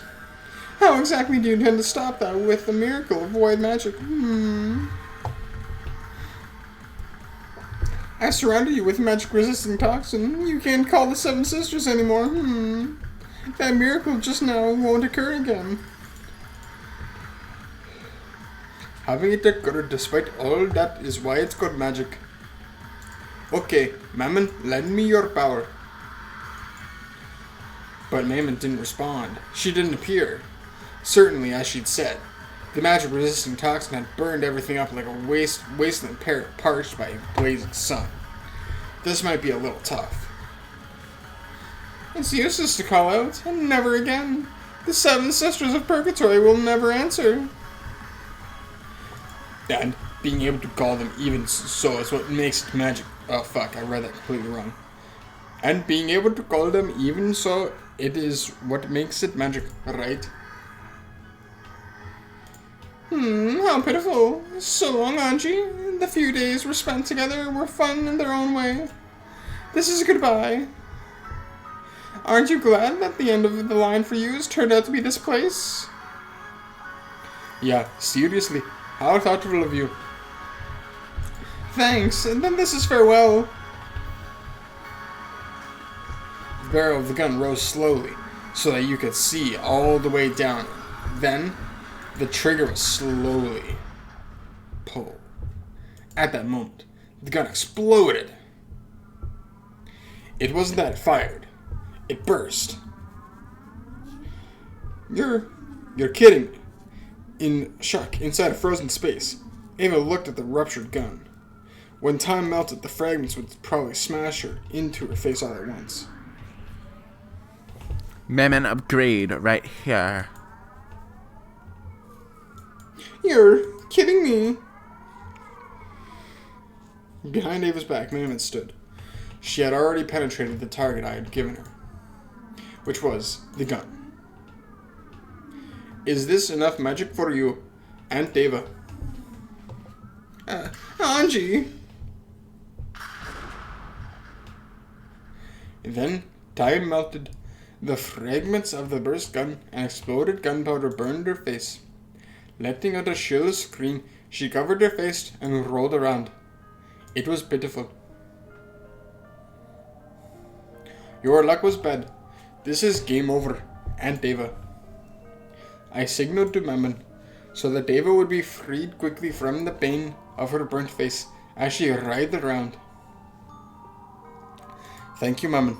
This time I want to apologize again, and from the bottom of my heart, for calling all of you powerless on that day in the classroom. You were excellent furniture for protecting witches. I'm the one that's grateful. I feel truly honored at being able to meet a good witch, a good master in the end, and at being able to fulfill my duty as furniture. Mammon had understood. This would be the final job I'd give her. Mammon quietly walked up to me. Then she looked down at Ava. Aunt Ava, thanks for sticking with me for so long. This is farewell. Have a nice dream. See you in hell. Cool. Then the light sound of her forehead being bored into rang out. The battle of gunpowder, smoke and fury, of white and black magic ended. I get the feeling it was truly a long journey. And the world slowly sank into darkness.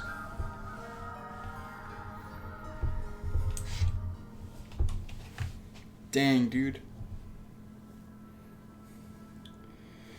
The stars that should have been sparkling lay not in the sky, but were scattered beneath me. When I realized that the pearl and the ruby made a red and white stream, I noticed that it was a vast nighttime scene spread out below. I was in the sky of that nighttime scene, neither standing nor flying, but simply floating. From nowhere in particular, I could hear a clap, clap, clap. A truly dull applause. I know. It's the ones who ordered me to go on a journey. Burncastle. Whoa, Burncastle! Congratulations, endless witch, Angie Beatrice. At the end of your travels, you understood everything about magic. Yes, I now understand everything about magic. I am a witch. The last witch who inherited the magical world created by Marie Sorcier. No one besides you can tear Beatrice's world to pieces. Because I know witches, I learned how to resist them. Magic is made of love and sadness and anger. No matter how cruel a witch Beatrice might have been, the source of her magic is exactly the same. And that's why I wish I could leave that world of hers alone. After all, in her eyes at least, that world is complete. But then you'd have to give up on your family. That's right. So I don't like doing it, but I have to fight. The very reason I left on this journey to become a witch was so I could bet on the faint chance that I'd be able to take my family back someday. Unless you kill Beatrice, only worlds of isolation can exist for you. As one who has traveled to billions of fragments, I guarantee it. I understand. I can't afford to have compassion. I must make my heart a demon and tear her heart to pieces. It's good that you're steady in that resolve. I was worried that, as another witch like her, you might grow attached and lose your will to continue.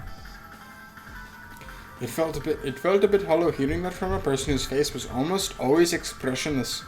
Berncastel, the mysterious witch who invited me on this journey.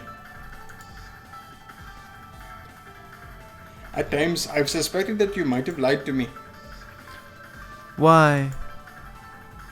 I am the Anji of 1998, so even if I save my family, they will only be saved for the Anji of 1986.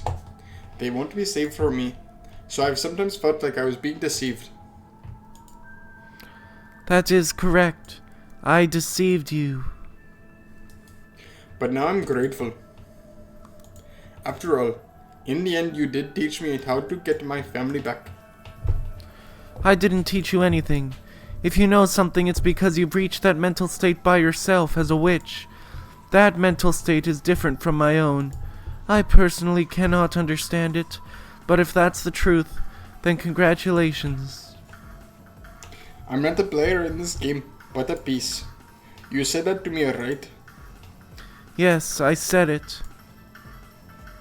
Now I fully understand that role. A piece doesn't need emotions. It just has to give its all for victory's sake. Yes, that is correct. A game requires that you each make the best possible moves, right? If your moves get distorted by hesitation and confusion, your opponent will be confused as well. Sorry, Beatrice, but don't hate me. Ushirmi Anji still needs her family. So, I have the right to fight you, so that I can take them back. And you have a responsibility to be challenged by me to a fight. So, don't hate me. In exchange, if you do win in this game, I'll give you my blessing as well. Come on, let's go. As the piece I am, it's finally time for my true turn. Sorry, Beatrice, I won't hand Onichan over to you. Never! The world widened. It wasn't white. It was a gold-colored color as bright as can be. Whoa! There was the beautiful Ashirmi family rose garden. However, the flowers on the roses were all gold. The nectar was also gold-colored. The butterflies gathered there were gold as well. This is the Golden Land, the promised land that the witch of Maria Sorcier had finally been guided to. There all wishes are granted and all magic and dreams are born. It's the Golden Land. Whoa! Golden Land. In the garden of golden roses were two and only two witches. I appeared as an uninvited guest, making that atmosphere tremble with unrest. What was to them a wind of misfortune shook the golden roses. The incredibly beautiful scene formed by the golden rose petals scattered by the wind was clearly something not of this world. The two had been taking a walk on a path of golden roses, noticed me, and were surprised. Anji. Beato, it's Anji. How did you get here? Leave us alone. I shall no longer invite anyone here. Beato spoke coldly. She seemed like a completely different person from the boldly sneering woman she had once been. She had closed off her heart and shut herself up in a world where she was alone with Maria. A world where she could always be alone with a friendly Maria, lecturing about magic while drinking tea, with no one to hurry them and nothing to hold them back. A world where not a single person who might hurt them existed. Yes, to the two of them, it was a small, perfect universe. Sorry, I can't have you shutting yourself up in here. We can't continue the game unless you come back. I said I stopped because I'm tired of it. I will not return to the game again. Beato will always be here with me. Here we'll drink tea together and think of lots of ways to play. You can play with us too, Anji. Maria, I believe I said that mustn't happen. I'm satisfied as long as I have you alone. Say that you too are satisfied as long as you have me. Yeah, thank you. The only person who needs me that much is you, Beato, so I'll be with you. Just us is enough. Maria, thanks. I am grateful. Beato held Maria tight, even creating a small warm universe between their joined arms. It was probably the birth of the smallest universe in the world. The smallest universe in the world, which a pair who needed each other could give birth to. No matter how small it was a complete world. But I had to tear it apart. Sorry, but I can't let it go like that. I came to smash this golden land of Marie Sorcier. Why are you going to break my world? Are you saying that this world is causing anyone other than Maria and me trouble? You've left Onichan waiting all this time. In that game you started and then abandoned without finishing. If you don't return to your seat, the contest won't end for all eternity. There's no longer a single player in that game. Battler vanished and I did as well, coming here. That game is already over. It isn't over. You started the game, right? Take responsibility and see it through to the very end. Will you defeat Battler and give birth to the world you truly wished for? Or will you be defeated and everything swallowed up by your magic released? Take responsibility until the very end. Don't, Anji. Bita will spend her time in this world alone with me for eternity. And I don't need anything else as long as I have Bito. Here, all wishes are granted. Everything is here. This golden land is made up of nothing more than the crystallization of Beatrice's and Maria's thoughts. To drag Beato out of this world, I'm going to have to destroy it. I will destroy this golden land, which must be a final peaceful world in Beato's eyes. Onichan, that's wrong. This golden land is a liar. It won't grant the one wish. It won't grant the one wish you truly want granted. That's not true. Anything can be granted here. Look, there's even a nice mama here. Gold butterflies gathered behind Maria, forming into a kindly smiling Aunt Rosa. After smiling sweetly at me, it became golden petals and crumbled.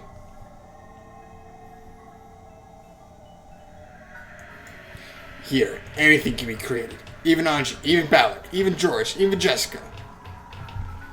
You can summon as many as you want, and everyone is nice.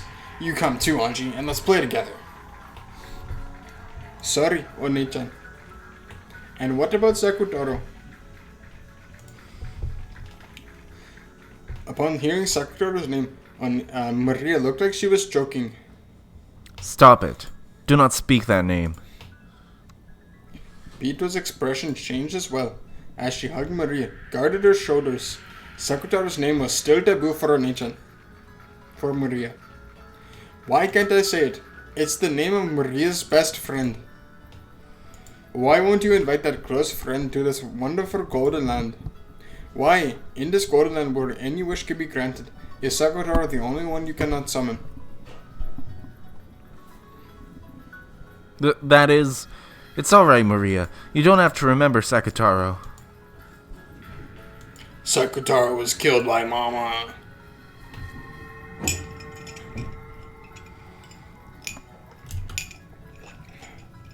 Maria flew into a rage with a terrible expression on her face. Surprised by that voice, the butterflies throughout the garden flew up, blowing around like a typhoon of flower petals. Yes, I know. Aunt Rosa took your precious stuffed animal, Sakutaro, and tore him apart. Yeah! Maria's scream became a storm that violently scattered the gold petals and leaves. It truly was a storm of gold. Stop! Stop, stop, stop! Why are you trying to reopen the wound in Maria's heart? Don't defile the sleep of this precious friend to both Maria and myself. In that case, why don't you revive that precious friend for her with your magic? I'd do it if I could, but that stuffed animal was an article Rosa created herself. The magical meaning of that individual object being torn apart is... Don't try to fool anyone. Why can't you revive Sakutaro? There's only one answer. It's because you aren't a real witch. I can revive him. With my magic, I can revive him as often as I want, like this. I could even bury this garden in Sakutaro's. Yeah, I'll bet you could with your magic. But Oneitan definitely wouldn't be able to see that Sakutaros you create. You know why, right? I'll say it again. It's because you aren't a real witch. Stop it. Why do you keep saying such mean things, Anji? Bieto can use a lot of magic. She's a wonderful witch. She couldn't revive just Sakutaro, but she can do absolutely anything else. So I can at least do without Sakutaro. No, Maria, that's wrong. There's nothing a witch can't do. As soon as she couldn't do that, it was clear that Beatrice wasn't a real witch. That's wrong. It's because Sakutaro's stuffed animal vessel was something Mama made so especially herself and that's why she can't revive him? Is Beatrice your magic so inconvenient? In that case, are you saying you can revive Sakutaro? Are you saying you can do that with your magic? I can. What? Maria, I'll show you some real magic. I'll revive Sakutaro for you. Really? Even Beatrice couldn't do it, right? Really? Yes, I can. In exchange, promise me. Once I revive Sakutaro. Yes. Leave this golden land.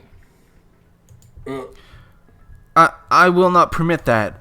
This world is Maria's and mine. If Maria leaves, it will break. The minimum number of humans it takes to create a universe is 2. Otherwise, that world is destroyed. To drag out the witch shut away in the Golden Land, I'll have to destroy this world. Yes, that's the proof that you aren't a witch. A real witch can create a universe alone. The Marie Sorcier Alliance of Witches. The very existence of this alliance proves that you aren't a real witch. No, I won't hand Maria over. I hate you. Leave right now. Get out of here. Dragging everyone into a game of your own accord, then getting bored and chasing them out when your mood changes. How selfish can you be? Take a look, Beatrice. And you, Maria. This is a true magic. Well, will you really revive Sakutaro? There's no way you can. This is a golden land for Maria and me alone. There's not a single spell that an outsider like you could use. As you are now, you couldn't even create a single butterfly. Be quiet, Beato. Don't get in Anji's way.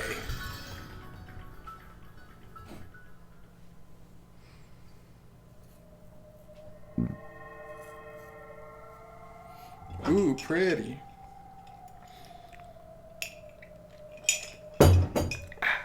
When Maria yelled, the storm suddenly stopped, and the area returned to silence. The scene, as a massive number of gold petals that had been blown upwards quietly drifted down, was fantastical, as though golden snow was falling. Maria, thinking about this unlikely, if only miracle, had unconsciously joined her hands together as though praying. Beato watched Maria do this, her heart racing. If the extremely unlikely were to happen, Maria would, this world would. But it's unthinkable. Absolutely impossible. That stuffed animal, which had been the only one in the world, was torn apart and thrown away. And not a thread remained. Reviving it was certainly and absolutely impossible. This is my golden land. A world where magic that isn't mine certainly cannot exist.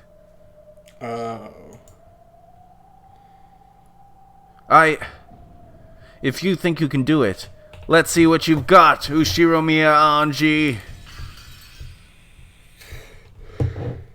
As Beato screamed like cry, At Beato's scream-like cry, the world lost its sound. I slowly recited the incantation for true magic. Come, try to remember Maria's close friend Sakutaro. Try and remember what form you had. Try and remember what a lovable stuffed animal you were. Huh. Oh. Ah! Expressions of shock rose to both of their faces. Then, pushing Beato's elbow aside, Maria dashed forward.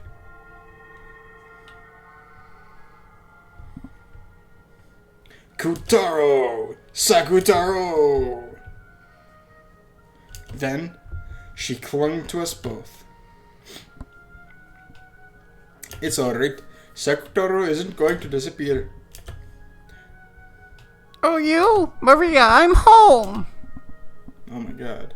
Sakutaro. Ooh.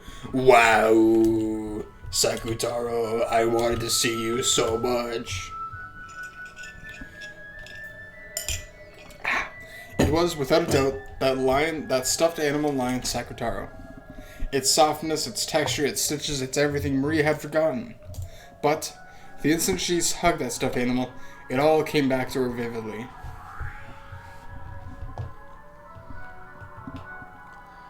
Oh, you? Maria, I'm home!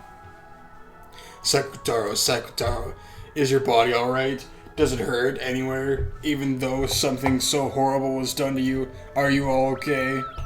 Oh, you? Anji revived me with magic, so I'm perfectly fine. Thank goodness. Welcome back, Sakutaro. Ooh. From now on, I'll always be with you, Maria, together for eternity. So, don't let go of me, okay? Yeah, we won't let go. For all eternity. Then, still hugging Sakutaro, she looked up at me with tear-filled eyes.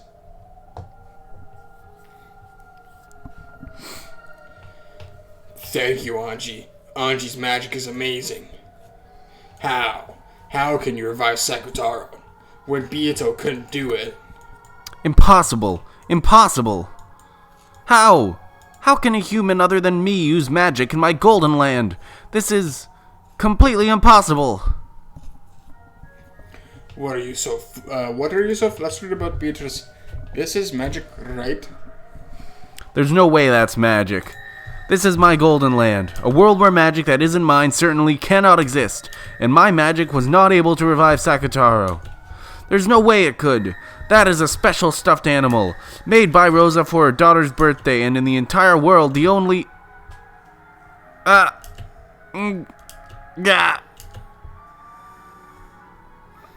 See? It's magic, right?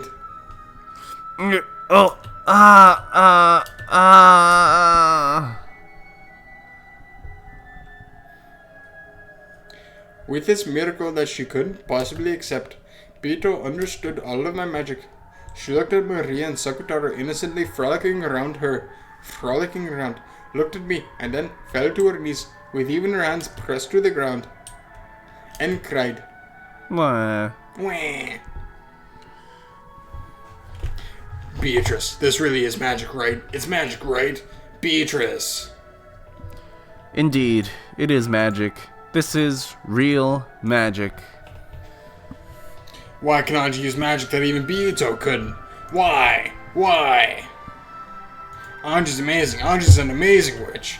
A real witch who's much more amazing than me. Yeah, that's alright, Oni-chan. I am the witch of resurrection, Anji. There is nothing that can't be revived by me. Amazing, incredible. Even Beato said that the magic of resurrection was the hardest. Anji's incredible. A really, real great witch.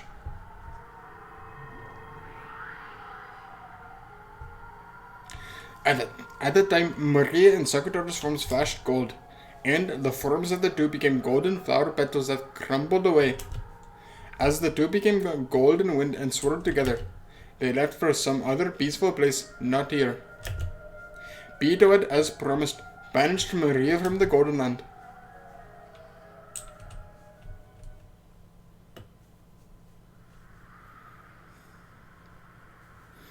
Goodbye, Maria. Oh, I skipped it. What? Why is it going so fast? Ah, it's going too fast.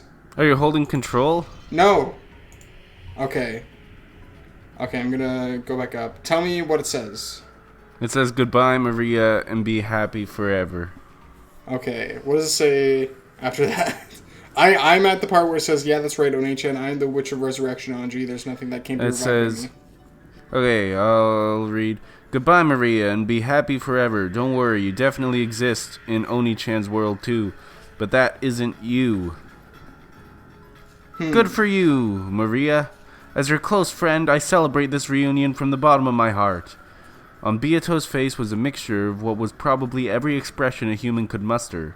It was joy, anger, and sadness. That's the source of magic, isn't it? Without love, without sadness, without anger, magic cannot be seen. Whoa. Are we still not where you are? Is it, yeah, that's right, Onichan? Okay, the ground shook. An earthquake. Oh, wait, It what gradually... the fuck? Wait, What? wait, what the fuck? Okay. Wait, no, I think I can't read it. It just skipped. So where is it? I'm at the ground shook. I think you went further than this. Because I didn't get that far yet. What oh, Yeah, Oni-chan? yeah, that's where I'm at right now. Yeah, okay, well, I'm getting to there. I'm gonna get to there. Okay, where are you right now? The ground shook, an earthquake.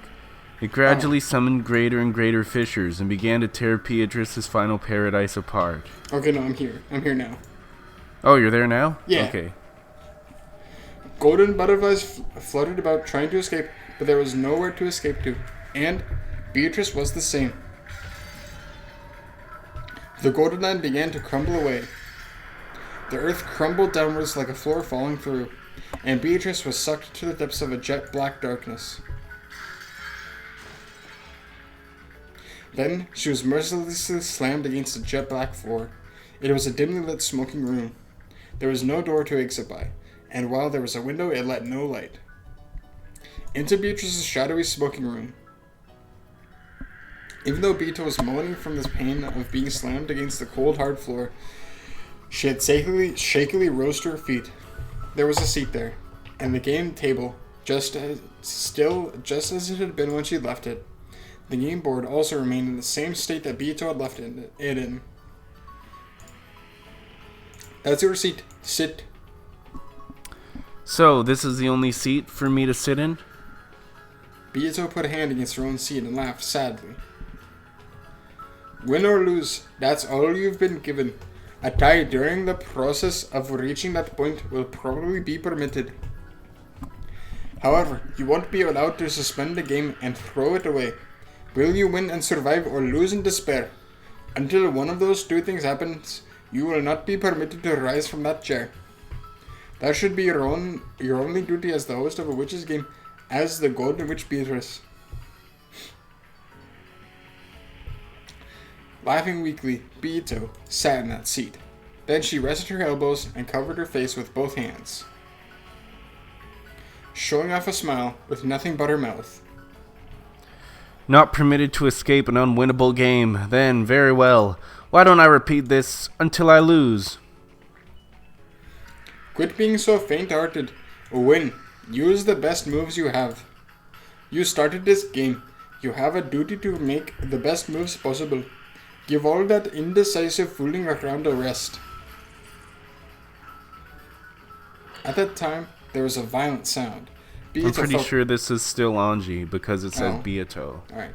At that time, there was a violent sound. Beato felt a cold, pathetic sensation on her leg. Oh, gotcha! I finally got you, Beato! Oh, great Lady Land the Delta, is it? To think that you were still here. Beato's foot was caught in an ice-cold steel shackle, tying her to the chair she sat in. She would no longer be able to escape from the seat. ho ho ho ho! You won't be able to escape anymore, got it? I can be more persistent than I look. Surprised? It's more surprising that you don't realize how persistent you look. You are not permitted to leave early or suspend this game. You'll fight for all eternity in order to win, okay? You don't want to lose, do you? You want a little peek at the kind of wonderful world you'll be thrown into if you lose? Don't worry, you can win, because I, the great Lady Lambda Delta, We'll be looking after you constantly. will be looking after you constantly until you win for all eternity. Humph. Ha ha ha ha. But even if I wish to fight, there is no opponent seated across from me, correct? Don't worry. I found Battler. When Bernkastel appeared and clapped her hands, Battler appeared from the sky and plopped into the opposite chair. Battler's eyes were slightly open. I don't think this is Anji Okay. anymore. Okay. Battler's eyes were slightly open, but there was no sparkle in them, almost like a doll's. Without one of the pillars that established his soul, he had fallen into the depths of darkness and had been drifting about all this time. He should have then scattered and disappeared like mist. Bernkastel had managed to scrape him together. It's incredible that she managed to bring him back into a human form. However, even though his flesh had returned, his soul had not. It had been blown away by Beatrice after having its existence denied. It wouldn't come back easily. Battler won't run from this fight either. Not until he defeats you. Just because your chances of winning are shrinking doesn't mean you'll be permitted the inelegance of abandoning everything and running. Even he doesn't want that. Isn't that right, Ushiromiya Battler? Battler didn't answer. His heart was still dead. No. His eyes wavered slightly at the question, but he couldn't answer. Battler, get a hold of yourself. You are here. And the enemy is before your eyes. Fight. Fight to win. Battler lazily repeated that, speaking incoherently. He'd come back. The wound he bore on his soul was no small thing. That was only natural. Beatrice had woven her red, and he had been denied. He had learned that the mother he'd respected was not his birth mother, and he didn't know who he was. He was not Ushiromiya Battler. Don't talk stupid. You are Ushiromiya Battler, no one else. No matter who acknowledges that or denies that, make sure you believe it yourself. After all, you're the only one who can create your own world. Don't lose the world where you're Ushiromiya Battler. Then, who am I? I'm not my mom's child, right? Where was I born from? Battler asked that question as his eyes, which still hadn't regained their sparkle, stared lazily up at the ceiling. Of course, she answered right away. Yes, that's right. Beto proclaimed it with the red truth. So, I'll proclaim it too. Ushiromiya Battler is not Ushiromiya Asuma's son. Humph. In that case, he is not qualified to be the opponent in my game, correct? Peters, repeat it. Ushiromiya Battler is not Ushiromiya Kinzo's grandchild. As Beato wrinkled her forehead, a painful-looking smile rose to her face. So, you refuse to repeat it. Beto proclaimed two red truths. Battler is not Asuma's son, and no one except Kinzo's grandchild, Battler, is qualified to be her opponent. The following theory will allow Battler to be accepted without creating any contradictions. Here's my blue truth. Listen to it. The one qualified to be Beater's opponent is Kinzo's grandchild Ushiromiya Battler, and whether you're Asuma's son or not isn't a problem.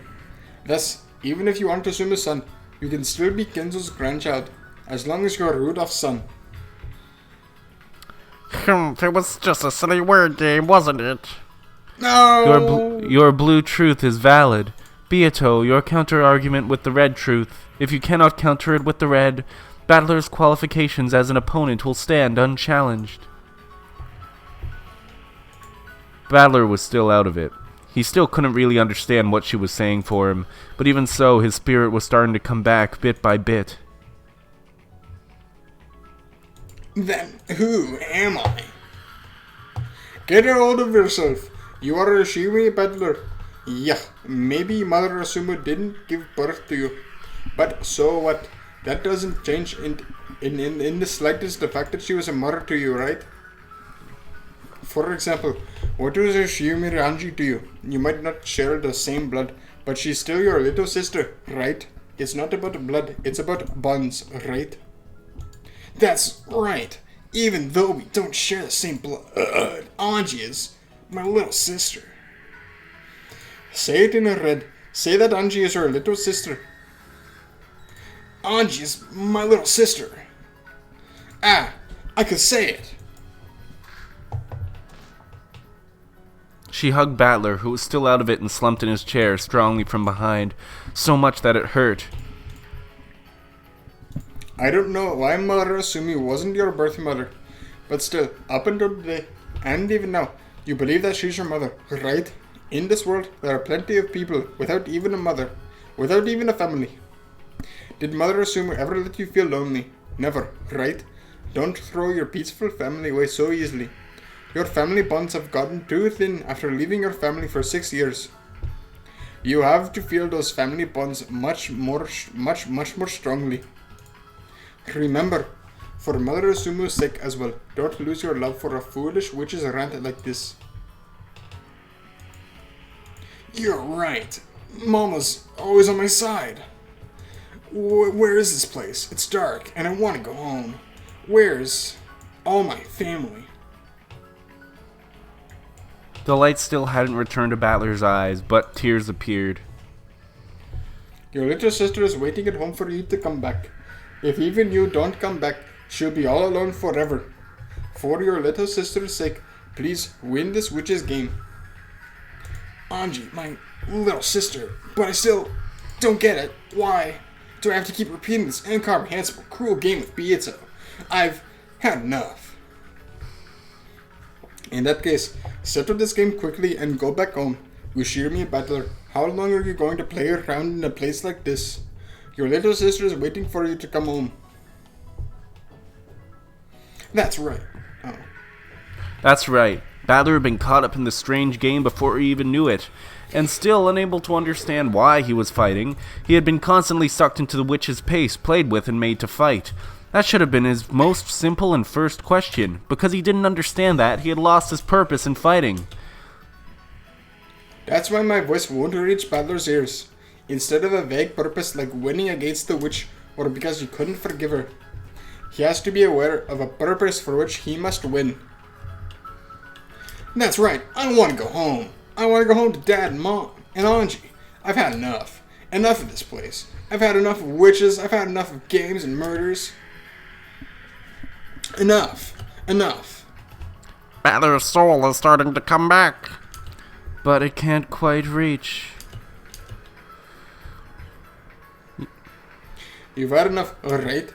Then fight so that you can return to your family. Destroy Beatrice and go home. No, I've had enough of witches. Enough of Beato. Enough of everything. And even you're probably just another one of the witch's allies. I could be betrayed again at any time. You can't trust anything. You can't trust any words that aren't read. Don't bother me. Don't bother me. Battler's soul howled. She hugged his head from behind, strong enough that it hurt.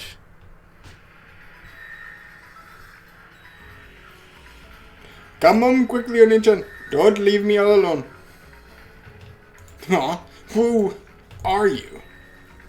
It's me. It's Anji. Dad and Mom and Onichan, and no one came home.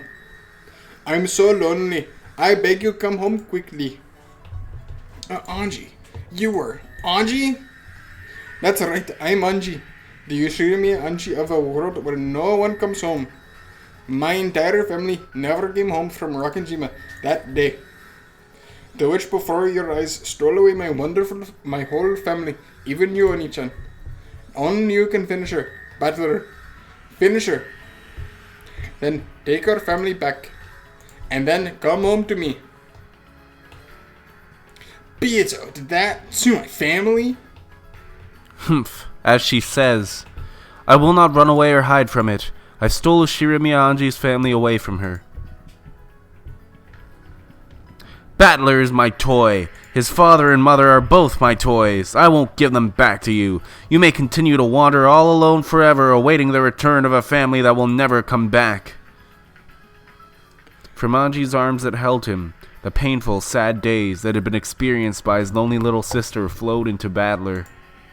Because he'd been playing around in a place like this, his little sister had been left all by herself, had been forced to endure all that pain. Anji, damn, what am I doing? Thanks, Anji. Your big brother has been forgetting something important this whole time. Battler tried to turn around, but Anji was hanging onto his head with an incredible force, so he couldn't turn back. Was it sweat? Hot drops were splashing on the nape of Battler's neck. What they were, he knew from holding Anji's arm that clung to him, because it stained Battler's hand, his fingers, red. Blood. Anji, are you okay? Hey. It dripped and splashed. He didn't know what was going on. Battler didn't know because he couldn't turn around, but the hot drops that stained his entire back were surely blood. In order to save you, Onichan, in order to come here, there was a single rule. I had to follow this. This is it. Letting you, Onichan, know that I was Anji. It was so hard. Even though Battler was right before my eyes, I couldn't even say that. As long as I followed this rule, I should have been able to stay by Onichan's side for all eternity. I should have been able to play in this game against the witch for eternity with Onichan. But that's no good. Oni-chan, you have to come back. Your sister's waiting for you at home.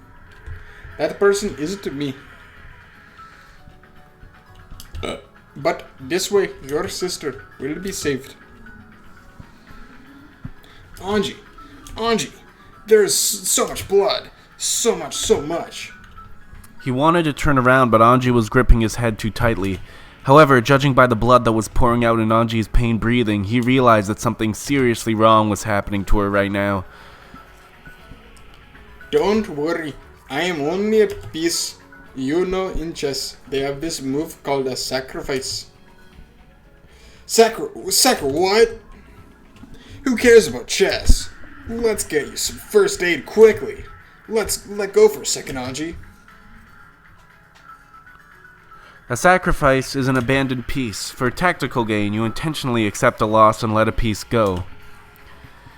In chess, the ultimate goal is victory, so if it can bring you to victory in the end, there's nothing wrong with sacrificing a few individual pieces. Anji had coolly made a decision. She had been taught over and over again that she was a piece, not a player. In order to act like a piece and save Battler, right now she would have to become a sacrificial piece herself. Battler had to know. His purpose in this witch's game couldn't be something as abstract as finishing off the witch. He had to win the game, release himself, and bring his family back home. Why? Because he had a family, a little sister who was waiting for him to come home. A being was created so that Ushiramiya Anji's voice could reach you. That's me, Anjay Bedris. I'll sacrifice the piece I am to give you the will to fight and to give you purpose. My purpose isn't to play with you in a witch's game for all eternity. I came to bring you Ushiramiya Anji's mourning and sadness. That is my unshakable purpose. Anji! The white, thin arm that held Battler became pale and transparent, almost like wax, and even so, the fresh blood stained it so cruelly. I will disappear now, but, Onichan, fight with all you've got, and I'm sure you'll come back to me. I'll be waiting. Always. I planned on helping you out a lot more than this, but I couldn't do anything. Sorry. Don't worry about that. You taught me, didn't you? You taught me why I have to win. And that I've gotten to win for certain and come back to you. What am I doing? Lazing about in a place like this? Yeah, I won't play around anymore. Cause I'll come back. I'll come home. I'll definitely come home. Bring a souvenir, I promise. I don't need one. So promise me one thing. What? I'll promise anything. Oh. Whoops. In a second, I'm going to let go of this hand. It hurt, didn't it? Sorry, I held it so tightly. I'm okay, so you don't have to turn around. So, in the end, let me see the coolest part of you, Oni-chan. Rise from your seat, point at the witch before your eyes, and announce that the game will start up again. Anji's hand slid and disappeared. Anji's hand slid and disappeared behind me. There were bloody fingerprints left behind, blurred by her fingernails. But I turned around right away to take us care of Anji's wounds. Oh, and she's gone. Anji! Anji? Oh crap, and you even promised that you wouldn't turn around. Anji? Where? Behind my chair. It was as though about 10 watermelons packed with blood had been smashed. And there was a sticky, pulpy mountain. And around that mountain of blood and minced meat, the clothes and shoes Anji had been wearing lay crumpled as though they'd been taken off and thrown away. As though just a human's insides had been pulverized and tossed there like scrap. As though Anji, who had been standing there until a second ago, had been crushed. Anji. Well, where's Anji? Where did Anji disappear to? Hey! Where did Anji go? The two young... Just normal... Battler voice? Probably Battler voice. Yeah, it would be Battler voice. Because I think it's Battler. Yeah. But if it's not, We'll find then it out would be eventually. me, narrator. Yeah. So, but you go as Battler. Yeah. The two young-looking witches said nothing, and just silently looked at the mountain of blood and meat and clothes. But I didn't want to accept it. I definitely didn't want to accept it. I was right in front of you. I was watching the whole time. Watching what happened to Anji behind you. Do you know? Where did Anji go? While she still lived, pinch by pinch, massive red-hot pinchers tore chunks of flesh the size of a thumb off her and threw them away. I was watching. I saw as countless cruel tools burned red-hot in the witch's furnace approached Anji from behind, and one bit at a time, pecked at her, twisted her, ripped chunks off her, and tore her to pieces. Anji should be proud. In order to share some last words with her brother, she stopped herself from gasping at that pain until the very end. As if something like that could have happened. But on top of that mountain of flesh and clothes, what had fallen there was, without a doubt, what she had been wearing on her head. Those pink jeweled hair ornaments. To be honest, I thought they were a bit too childish for her and didn't suit her. So I remembered them well. Why did Anji wear such cheap hair ornaments all the time? Because you won them for her. No. The thought of this... Battler can't even remember it. Can't even remember. Oh my god. The thought of that as Anji could possibly be... Battler can't remember the nice things he does. Yeah. You're pretty blunt, Beato. Battler didn't see it, so you could have just said she turned into butterflies and flew away or something. Yeah. You guys also saw that happen? You saw Anji get torn into little bits? You were watching, and yet, you stayed. So calm the whole time. Without answering, Berncastel, Lambda Delta, and Beatrice Stared at me. Without answering, Berncastel, Lambda Delta, and Beatrice stared at me. Some in pity, others in derision. Watching me. She called herself Gretel. And after what had happened with Virgilia in the last game, I thought she might be Beato's underling. And I'd been wary of her, not trusted her, even though she was an ally. And now, after learning that it was truly Anji, without even being allowed to see her face, I turn around and find something like this. Why does it matter? All this about your little sister. What do you say? After all, you'll never return from this place for all eternity anyway. Whatever happens to your little sister in a world where you don't come home has nothing to do with you. As long as you play here, the Anjis of countless worlds will live in isolation, and the same pain of her final moments just now will be forced upon her, spread over a period of more than a decade. However, that is of no importance, correct? It cannot be seen by you from here. You cannot observe it. An unobservable fact cannot be proven except by the red truth. Therefore, your anxiety over Anji's misfortune after this may be needless. She might, surprisingly, be able to live a casual life without ever having to work thanks to Rudolph's inheritance, right? That's a lie. For Anji's arm, every part of the sad future would have poured into me in an instant. All because I keep on lazing about forever and playing in a place like this. I never thought about anyone but myself. Whoops. I must defeat her. I'll take back my family, back to where Anji's waiting, and come home as soon as I can. Because even as I hang around with a witch like this, Anji's heart continues to be torn to bits by sadness. Anji, is this what you wanted to see?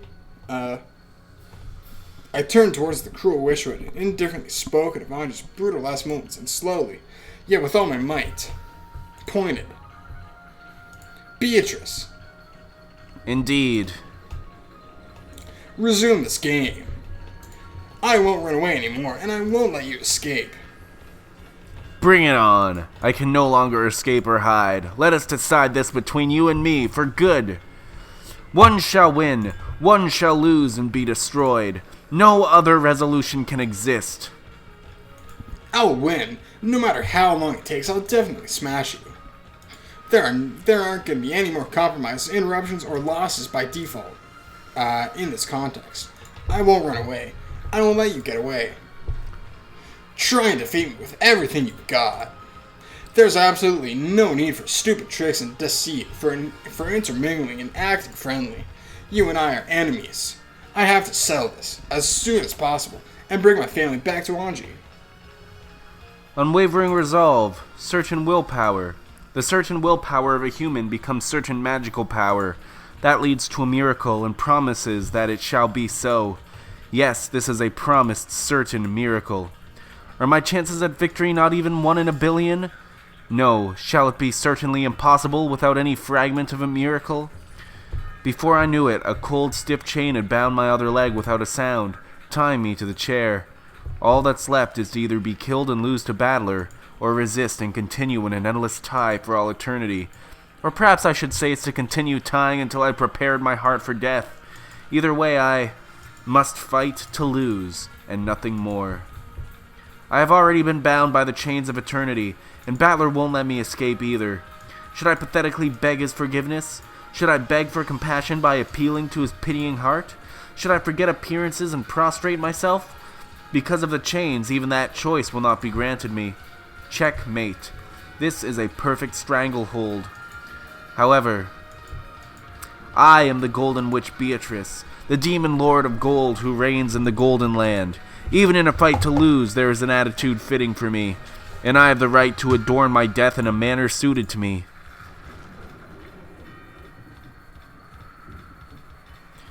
I am no different. I'll make you accept the existence of my magic, and the door to the Golden Land will open on this island. You shall become the guest of honor at that first tea party. Everyone besides you has gathered already, you see. Because the honored guest's arrival has been delayed, the tea party cannot begin. Your father, mother, cousins, and everyone else are getting tired of waiting for your arrival. Sure, that's perfect. That's just perfect. What the hell is magic? What the hell are witches? I'm done playing with you. Here we go, Beatrice. Come as hard as you can, for there will be no compromise, interruptions, or losing by default. One shall win and one shall be destroyed. If you have no desire to lose, then you must defeat me, kill me. However, I won't be killed so easily. Until you can prepare a fitting end for me, I can resist over and over again. Can you do that? No, you probably can. You surely can. Come on, come and kill me. Is it that hard? Then let's go with the usual. Ha ha ha ha ha ha! As if I'd be killed. Even if I can't win, I can at least harass you enough to stop you from snatching victory, right? Huh, that's a good look on your face. Ha ha ha ha ha! Oh yeah, ha ha ha ha! Try and kill me. Try and kill me. Ushiro me a battler. Oh, ah. Please kill me quickly. Try and stop me. No, if you don't, you'll God. die. Please kill me. Please kill. If you don't, you will die. Oh God! Jesus Christ, that was intense. Rondo of the Witch and Reasoning. Whoa, Rondo of Witch and Reasoning. Crazy. Jeez Louise. It's going away slowly. Yeah. Oh. Ah, Jesus Christ. I've had tea this entire time, but I never drank it. Ooh, new achievement for Anji. For The Golden Witch has Anji. prepared a gift for you in commemoration of your stay. You can find these new features on the title screen.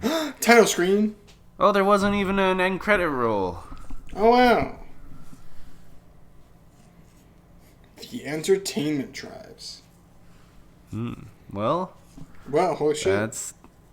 that's the finale. Yep. That was quite some finale, dude. Yeah. That was Next weekend, we're going to record the tea party, and we're going to do the podcast. Yeah, we're It'll gonna be do all good. this cool stuff. Yep. Yeah.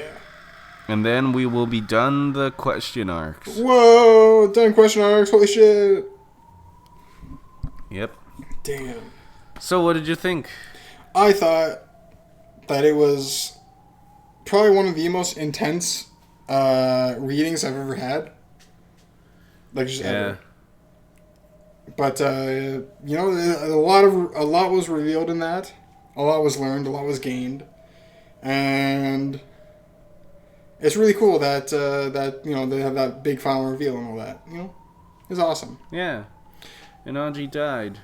Yeah, Anji died. Battler looked back. He didn't even give Anji what she wanted for her last moments until after. Until after, yeah. Yeah, But she didn't want him to turn around. yeah, there's a rule that you should if you're in the land of the dead, you shouldn't look back, and so that's probably where Battler is.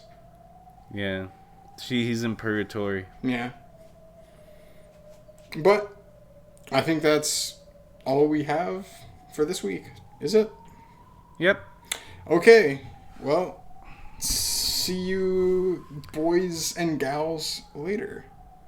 Goodbye. Goodbye.